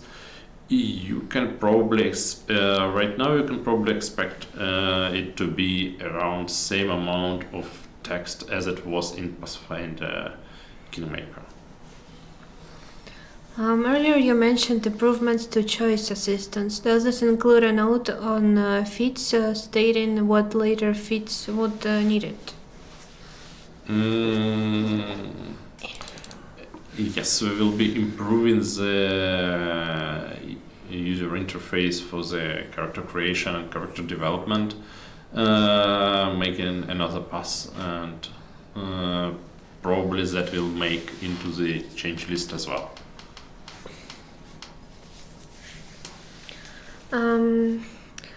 There's another Russian question. Как будет работать мировоззрение у сопартийцев и будет ли оно меняться, реагировать на события в игре? Basically, if our companions views on life will change through the game, and will it react to our own decisions? I think they were mostly asking about what element. Yeah, and the companions that join you usually have already established worldview, what they feel is good, what they whether this particular thing is good or evil, or what is really important for them as a characters, and you for some of the characters that are not really established in their beliefs, you can influence that and probably change that. But for some characters that are already decided for them what's important for them, you can you will probably not change them in that way, but you will still be experiencing their own storyline. Each companion has a set of its own companion quest, its own story in the game, and usually such story affects companion in certain way, and you will be making the choices throughout the story that will affect companion and probably change it. Also, companions react to the way you making decisions and your alignment and your worldview, and react accordingly to that. So you can expect some of the companion warn you if they really don't like you, and they will probably leave you as well if you are not behaving in the way they want. They like you to behave. If we fail to reach some of the goals, like for example the Queen Romance, would you consider adding them in a DLC later after release? As with the next game, we are not thinking about DLCs right now. We are thinking about to make the best possible game we can probably make. And when we will be closing on that goal, after that we will probably can start thinking about DLCs, next projects or something like that. There was a question whether all the Kingmaker classes are in.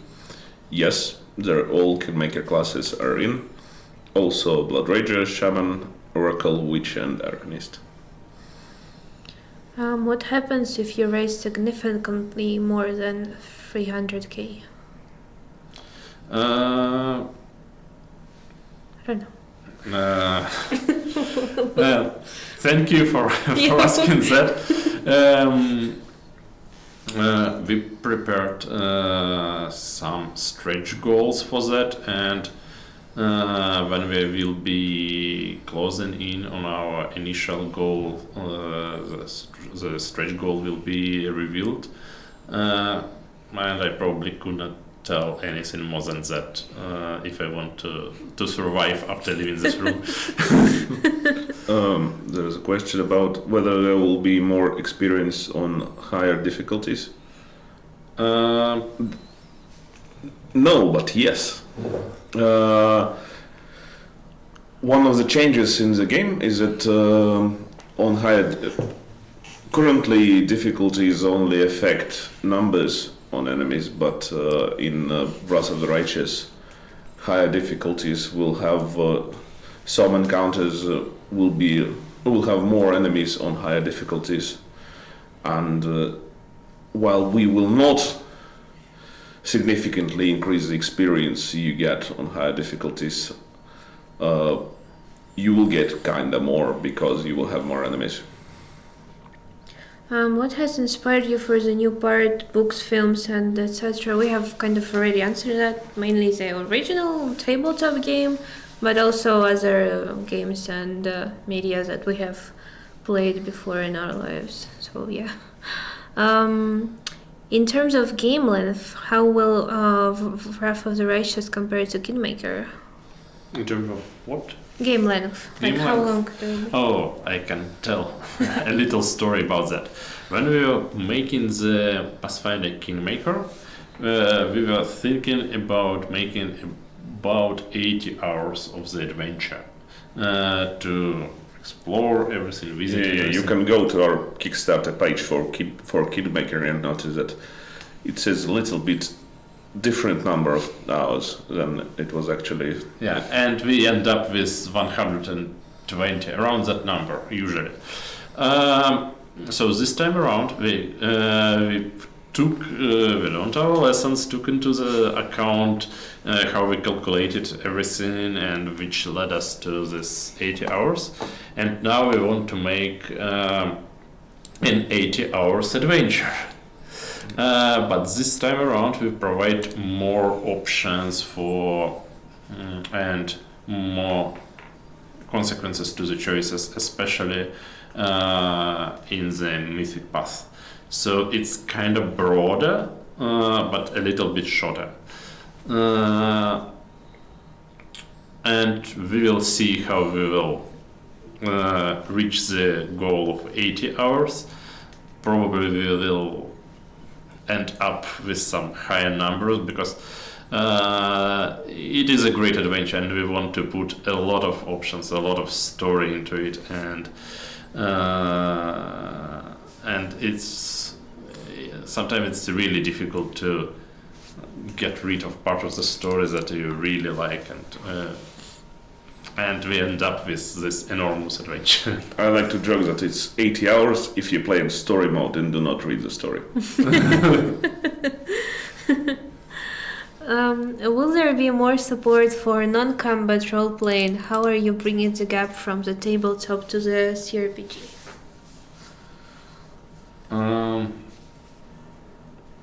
It's an interesting question.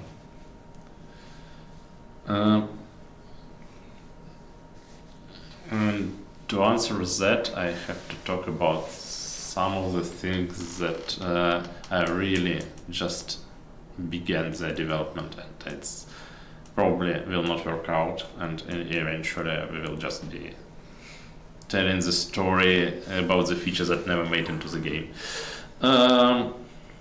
So let's leave it for another stream, I guess. Will the список навыков измениться в сравнении с Kingmaker'ом? Will the list of skills change compared to Kingmaker? We do not intend on we have no intention of doing that. But we might have in the future, so what do I know? Will you rework the feats of the classes? There will be some new feats and some class features, particularly in this that have selections for class features.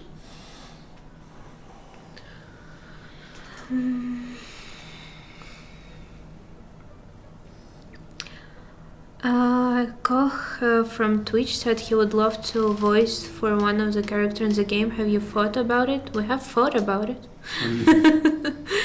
How long will development be? Well, that's a question no one can answer. I mean... right now in our Kickstarter page there is a goal of June 2021. Yeah. And we are pretty certain that we will be hitting that target, because right now we are progressing through the development according to our most of our initial plan and fitting into the schedule. So probably around that time. There's a question like, will old feats will be returning? In case of old classes, old feats, old archetypes, old races, and so on and so on, all spells. We did not intend to remove anything from the game. Some of them may slightly change, but mostly they will remain the same with new additions. Yeah, the idea is that we like the depth of character development in Pathfinder Kingmaker, and we will want to build atop on that to provide you with new options, with new ways to build a character, with new combination of classes, archetypes, to build, to make new builds and make new types of characters to participate in this adventure. So you can spend even more time in character creation screen. Yeah.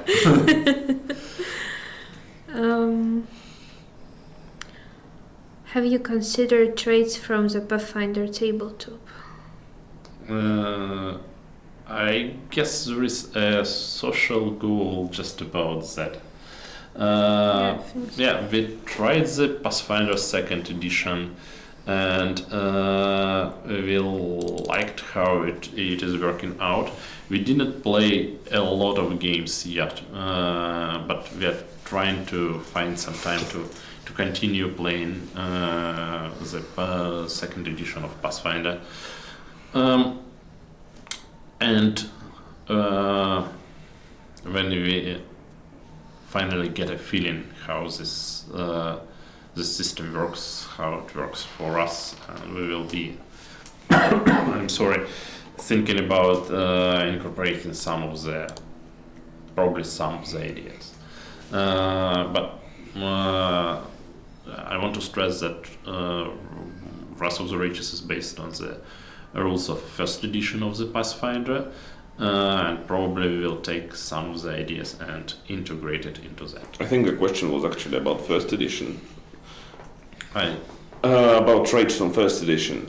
Yeah, but anyway, there is a social goal about backgrounds, and our idea is that we wanted to introduce we do not want to introduce traits as separate entities, because there are literally a ton of them. I think there's several hundreds of them in the base game, in the pen and paper game, and most of them are very similar to each other.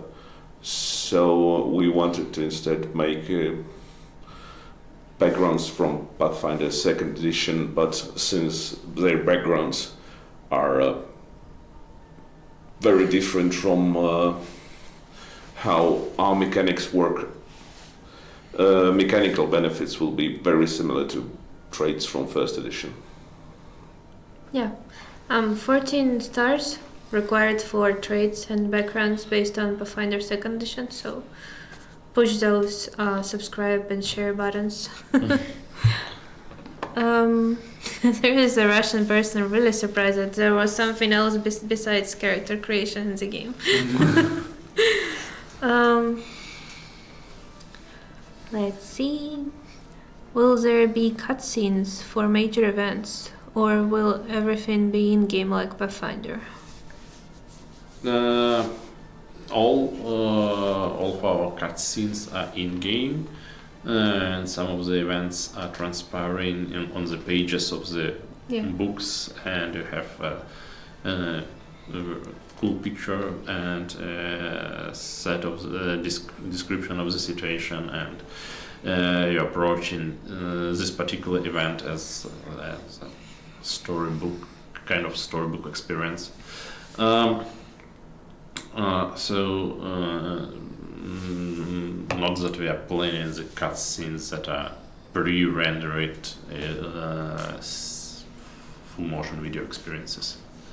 There is an interesting question. What is different when working so close to the people who actually made the tabletop game?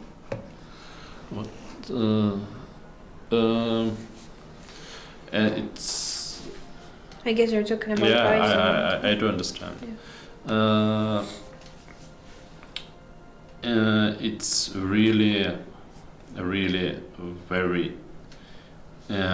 easy and interesting to work with Pfizer, because we share our ideas, we show them what we want to do and what we're trying to achieve with this or that mechanic or this or that idea in our story. And after that, we are trying to find a way how to approach that, for that to be inside the lore of the Pathfinder, and on one hand, and to be well working inside the game. And every time we found the decision, every time we reached agreement, really easy. And it's the best partner to work on the game, and we made several games with other partners as well in the past. It's really easy, really interesting. Paizo are really passionate about their project. They know everything about the universe, and they share it with us, and it's full of cool stories. It inspires us every time we touch this or that element of the lore and try to incorporate that into the story. It's just the best partner for the role-playing game we are making. It's as simple as that. Let's see. Can we spend more choice? Have you seen any other questions? Will there be an endless roguelike dungeon like in Kingmaker? And if so, would it take place in the Abyss? Oh. It's an interesting idea. Even in Kingmaker, it was in DLC. Yeah, but right now there's no dungeon like that in the adventure pass, and there is no plan for experience like that right now. Probably if we come up to release of the game, we will be discussing various ideas. Probably we will end up with something like that. But there is also a certain Coliseum in the certain specific place in this adventure, and there could be ideas around this Coliseum as well. I liked Kingmaker a lot, but I always felt I had too few options for companions. Are you planning for more? I think we've talked already about companions a little bit. Too few options is like Too little. to that. We have announced that there will be 10 companions, and each companion is coming with its own storyline, its own set of opinions that it voices over while you are traveling. There are some of the interactions between the companions as well. So we are trying to put a lot of effort into making the companions feel like real people that are traveling with you. So each one is really rich in terms of content and experience, and we want them to be that way. Because of that, we are not having the huge roster of those. Each one, we are putting a lot of effort into each one of the companions to make them really shine.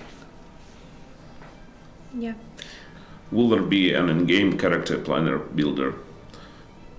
I'd now just cheat your level up to 20. I always did like this in Neverwinter Nights. You can also test your character this way. Actually, when we were discussing the ideas for the Kingmaker and developing Kingmaker at earlier stages, there was an idea to put the character planner inside the UI to for the reasons like with the planning and better following your idea, but it turned out that we didn't have enough time and effort to pull that off. We will be revisiting each and every interface to make another pass in the Wrath of the Righteous to see what we can do to make them better, more understandable, fill them with more information. And some of the features will eventually come up when we revisit these interfaces. Probably character planner as well, but it is rather difficult feature to make. Yeah, there have been a lot of questions about mod support. That's one of our social goals, so we need 18 stars for that. So again, subscribe to all our social media channels, share our social media posts, and see all the information on the Kickstarter page for that. What critic on Kingmaker has affected you the most, this part the most? I think it's been unfriendly to new players or something else. There was two main aspects to that. One of that you mentioned, it's been difficult to understand, especially at the beginning if you're not know the role-playing system as well, and or probably are new to the games and trying to learn how to play the game alongside with the whole mechanics. And we will be addressing that with expanded tutorial with a lot of guides and hints put throughout the game, and we talked about that earlier. And another critique was about the state of the game at the moment of the release. And as most of the developers say, I will be saying the same thing, that we will devote more time to polish at the end of the project. But also we made some of the technical decisions to help us with testing. Because even with our experience of making previous games, we underestimated amount of possibilities that we are providing to our players with all of the choices and consequences throughout the game. So we're making internal tools to visualize each and every choice and consequences throughout the whole game. It's like an enormous tree, and we can zoom in on particular parts or zoom out and see the whole tree. I'm describing it that way. The tools itself work differently, but this allows us to see if a particular combination of the consequences is not addressed, and we will be just doing that, just putting some lines and script to address the particular situation. And another thing we are making is we have internal bot that launched every time we make a new build, and it's running through the game, making a random action, performing random choices, and essentially each time it encounters a problem, it's make a report to us, and we are fixing that. And this allows us to test even earlier version with better polish and better quality. So I hope this will pay off at the further stages of the development, and we will be shipping much more polished, experienced than we did on Pathfinder Kingmaker. There was a question of where is our studio? What? Where is our studio? It is in Moscow, Yeah. Russia. Yeah, Moscow, Russia. Dmitrovskaya station, if that tells you anything.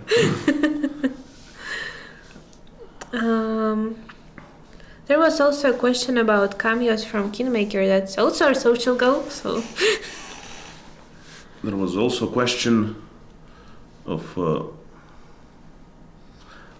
someone who doesn't use social media asks if he can somehow contribute to social goals. Well, you can subscribe to YouTube. You use YouTube, I think. That's not social media. You can also back us on Kickstarter. That's also one of the social goals. Social goals are not we have a lot of social media, so it's Twitch, YouTube, Instagram, Twitter, Discord. Also Discord, join our Discord channel. That's probably a social media that a lot of people use. It's still a social media. So and back us on Kickstarter. There are lots of ways to assist for the goals you want to achieve. So just follow our Kickstarter page. You can find the links down below in the description to our YouTube stream and in the menu to our Twitch stream.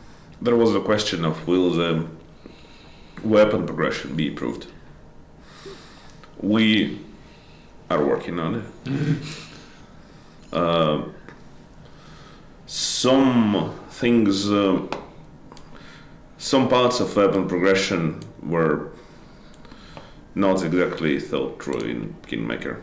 Especially, we wanted to make more to give you more choices about weapons you can use, but we added some of them very late, so we weren't able to put them in the game properly.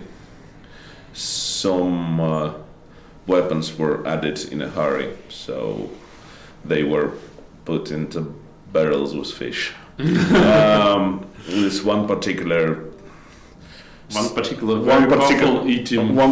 very powerful short sword were put into this barrel. Someone, I think it will happen like this. Someone commented on this specific loot that this is a contraband, and I thought and it was done really in a hurry already in September, I think, before release.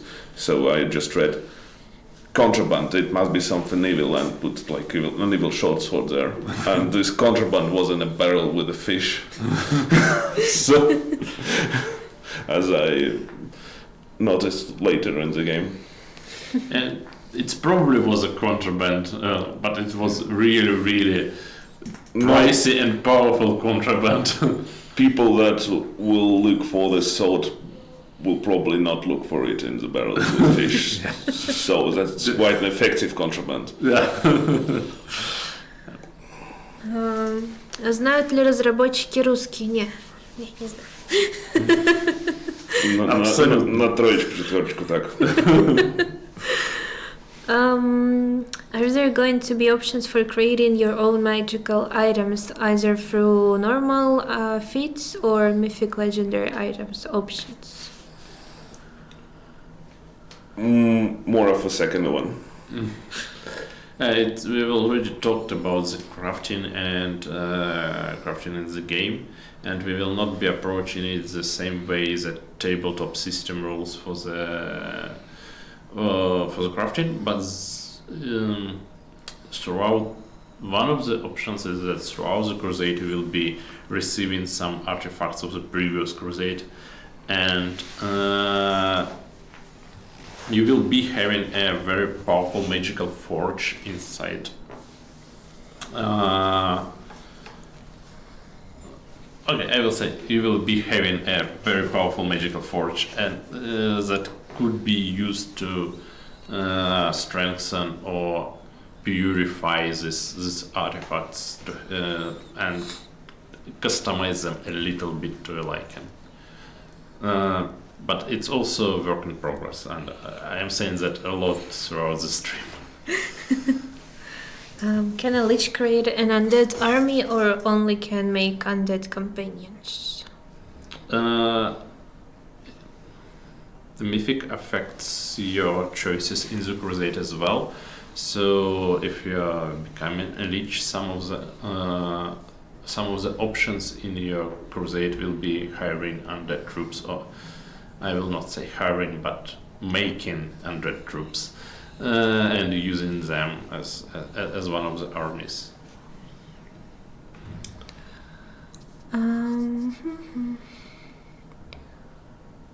Let's see.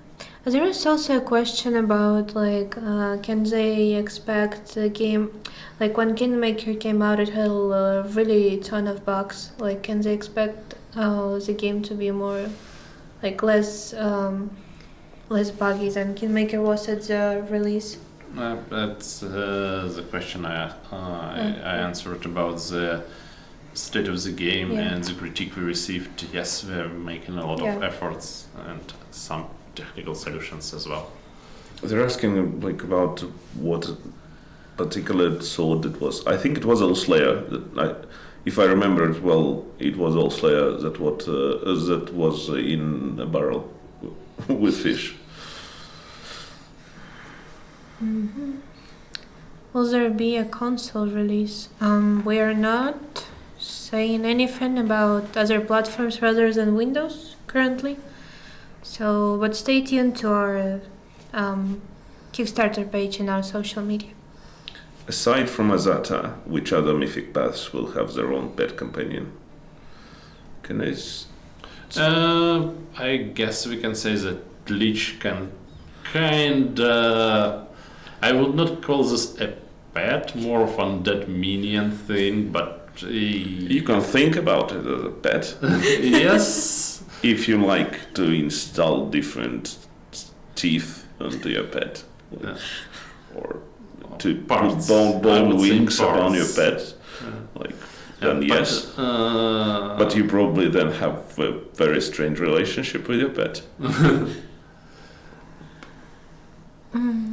Will there be a DLC? We have already answered that. We are currently only focused on our main game and we are not thinking ahead about future games and DLCs yet.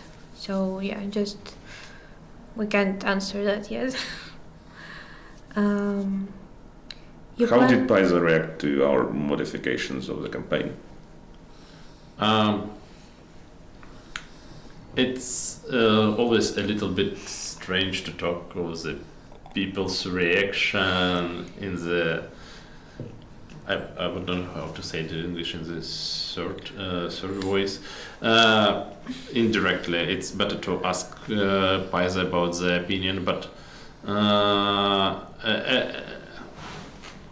as I was telling, we're collaborating on each part of the story, each piece of lore we're talking about, and we always find a great way to tell the story and to bring even more information and lore and options to the players.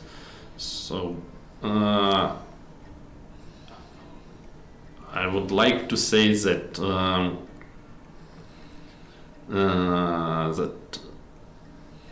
it was the same way with the story.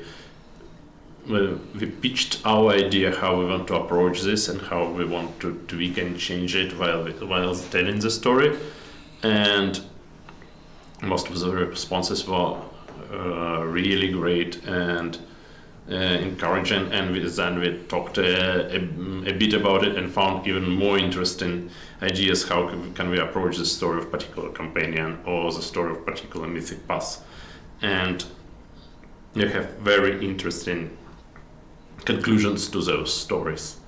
So I hope in a year and a little bit more months you will be playing through that and enjoying that a lot, but I cannot share this particular endings right now because I spoil everything. It's we're like 20 minutes past the time we wanted to finish the stream, so I think we can ask the chat for the last questions and start finishing the stream. Is that alright for you? Yeah. There's a question: will the game start at level 1? Yes. So Paizo is helping you with keeping the lore accurate? Yes. What level cap are you shooting for in Wrath of the Righteous? 20 as always? Yeah, I would say that it's 20/10 because we have a mythic progression, and mythic progression is also part of the character development. So the very powerful characters that could contend with very powerful entities like demon lords. Guys will allow enemy casters to precast battle magic. Actually, some of them already did that, but you have no way of seeing it. Yes, we will. Enemy archers will focus the casters. They already do in Kingmaker, but we will be improving. AI and behavior of some monsters. So yes, enemy archers will try to sometimes focus different targets and so on. What are your favorite classes? New classes? Or old ones? I don't know. New class. Probably witch. One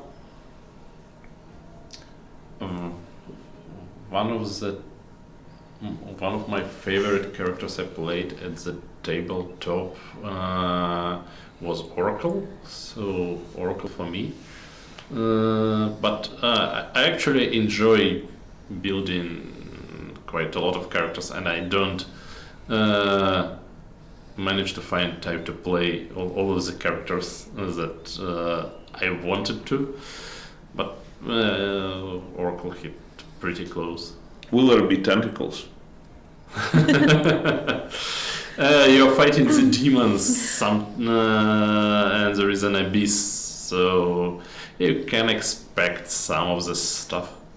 We're about to hit 200. What are the reference classes for Aeon, Azata, and Trickster? Aeon is Inquisitor, Azata Bard, and Trickster is Rogue with Eldritch Scoundrel archetype. But it's not like most of the abilities are focused or really close to this references classes. So Yeah, that's quite a far-fetched reference. especially for the Trickster, because Trickster is just insane. We have talked about armies already, but there's a question. Will the army component mirror the tabletop rules, or are you creating your own system? No, it will not mirror the tabletop. Yes, we're creating our own system. Will any class be suitable to any Mythic class? Yes, you can.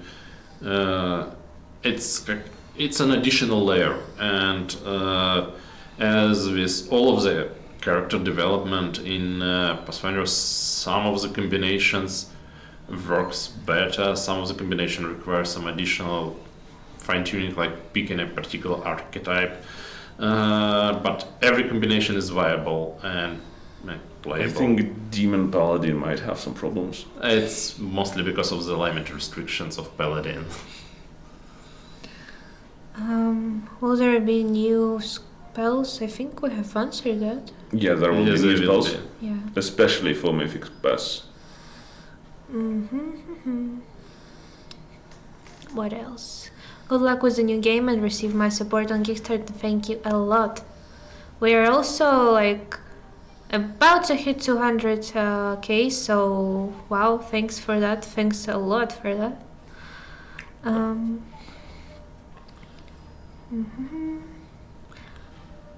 Will there be new monk styles?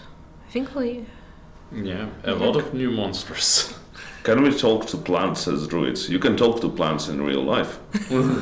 They just do not answer. Or maybe they do. Or maybe they do. There was a study recently that noticed that they scream when you heard them. Maybe they scream when you talk to them too. Will there be dinosaurs? So you have already seen the answer to that in our previous stream, so don't you cheat on us. Devil Mythic Path plant? Is Devil a possible Mythic Path? What? Is Devil a possible Mythic Path?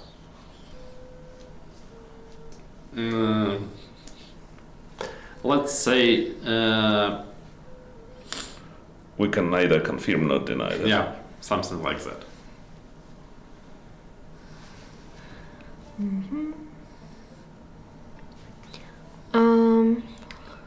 Any changes to Mon class? They were a bit weak in Kingmaker. I think there's a pink eye wanting to contest on that.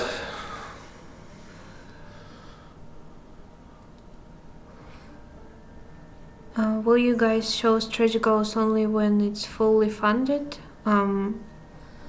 Well, we have shown some stretch goals, I think.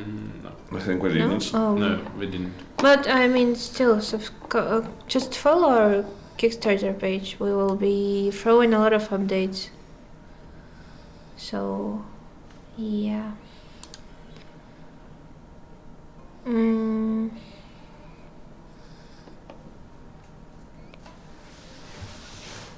What else? Oh, there was a question about stealth, I think. Which question about stealth? I don't know, it was earlier in the chat. It was like, oh no, it was here, it was the other thing. What new races for players? Vampires?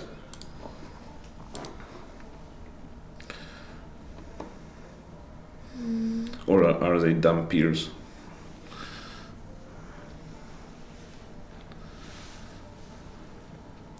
Will there be monster race companions like Knock Knock?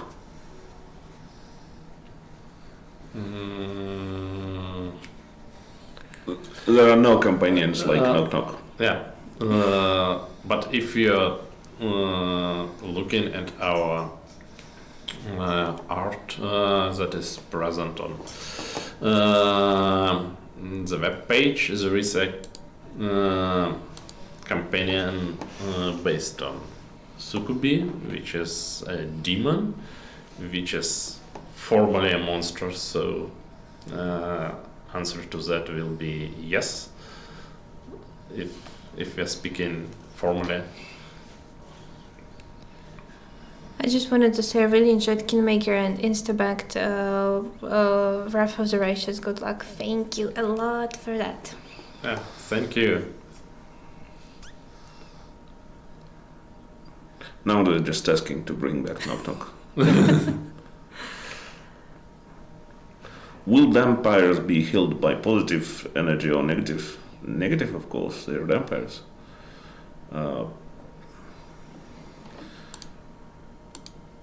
That will be like great if you play a negative channel cleric, for example.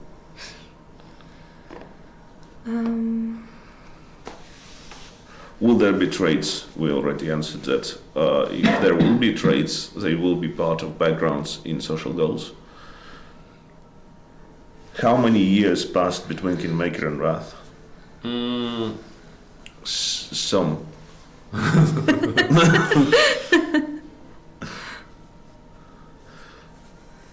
Yeah, to answer the question about the time span, we are putting the Wrath of the Righteous after the events of the Pathfinder Kingmaker.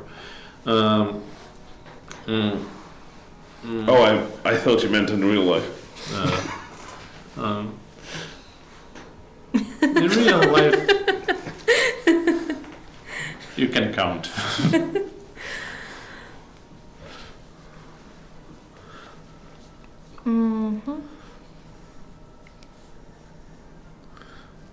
Well, I think we can just start ending the stream now. Will there be orcs? People are asking. In Russian. There will be half orcs. So, like, if at least two of them, you can count that this as one orc. Okay. I think we can start finishing with that. Thank you a lot for coming on the stream and thank you for backing us on Kickstarter. yeah, thank you for backing us on Kickstarter and thanks to our special guest. This is not the last stream we'll be having, but this is all for today. We will also watch the Kickstarter trailer again at the end, but for now, thank you for coming. Thank you, and we thank you so much for backing us on the Kickstarter and making it possible for us to make a better Mythic path and better story with more choices. Thank you so much for that. And for showing interest in our game too. Yeah. Thank you. Удачно добраться домой в эту мерзкую погоду. Спасибо. And that's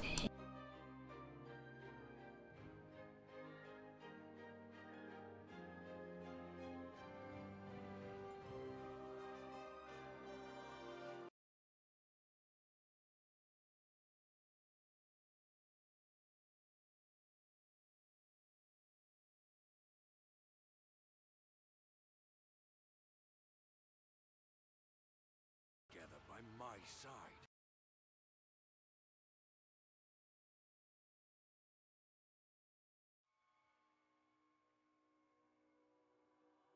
I never thought I would end up here. I believed we had it covered, with the ward stones holding the demons inside the world wound. But here we are. The city of Kenobres lies in ruins. Thousands are dead or wounded. The damned Descari and his spawn took us by surprise. Now, I have the power to turn the tables. People who would never join the same alliance are fighting together by my side. Today we avenge the fallen and unleash our wrath upon the demon lords. Yes, the power. I wish somebody had told me of its cost.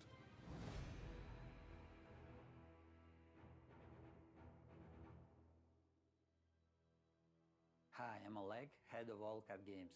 Almost 3 years ago, we launched a Kickstarter campaign to bring Pathfinder Kingmaker to life. I want to say thank you to all our backers and contributors for your support and faith in us. You are breathtaking. The experience with Kingmaker has given us the desire and motivation to bring another story from our beloved Pathfinder universe to the video game format. And now we're excited to tell you about our new adventure, Wrath of the Righteous.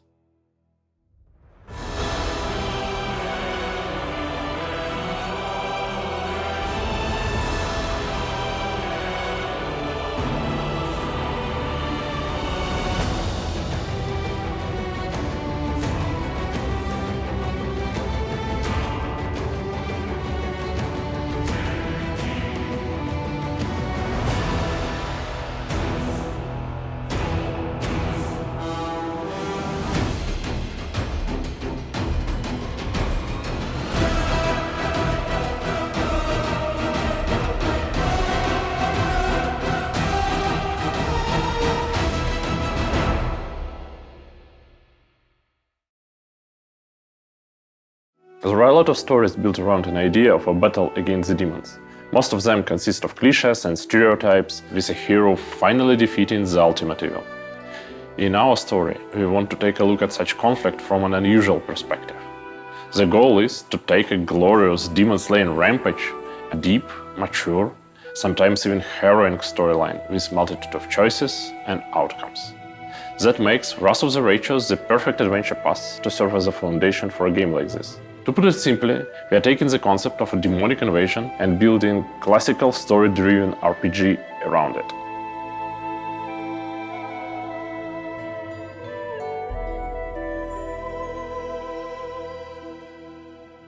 In order to provide the game with depth and achieve the feeling we aim for, our team keeps focus on two major things. First, we explore characters' nature and motivations, like how far would a righteous paladin go in pursuit of justice, or what would a hero do about collateral damage caused by one's actions. The themes of corruption and redemption fill the entire game. Second important thing, the literal foundation of our game, is the freedom of choice. And I'm not talking about simple variety of dialogue options, but rather about meaningful decisions with long-term consequences. That's why a lot of situations in our game come with no such thing as the right choice. You must make a decision depending on what you stand for. I enjoyed working on Pathfinder Kingmaker so much that when the team asked me to hop on board for a new adventure, I agreed instantly. The exciting thing about this story is the decisions you make change the nature of your character itself. Take one path, and you could find yourself as a lich with a personal army of the undead. Take another course, and rise as a merciful angel, inspiring people to heroic deeds and helping those who seek redemption. Another way will bring up an Aeon, a mix of Judge Dredd with a wizard on a galactic scale. And I just mentioned a few of the existing options. All mythic paths lead to tremendous power and unique abilities, but each specific choice profoundly impacts the relationships with the party members and NPCs in a variety of ways. New dialogue options and quests will become available, and the chosen mythic path dramatically affects the game's ending. We still enjoy introducing additional layers of a gameplay to our players to help them feel the scale of the conflict better. At a certain point, you will have to lead the crusade to reclaim the lands captured by the demonic forces. Recruit your army, raise your defenses, hold your ground, and push back against the demons on the strategic level. You will also be able to send your fellow crusaders to explore the ancient ruins, to find and reclaim powerful artifacts that should help your cause.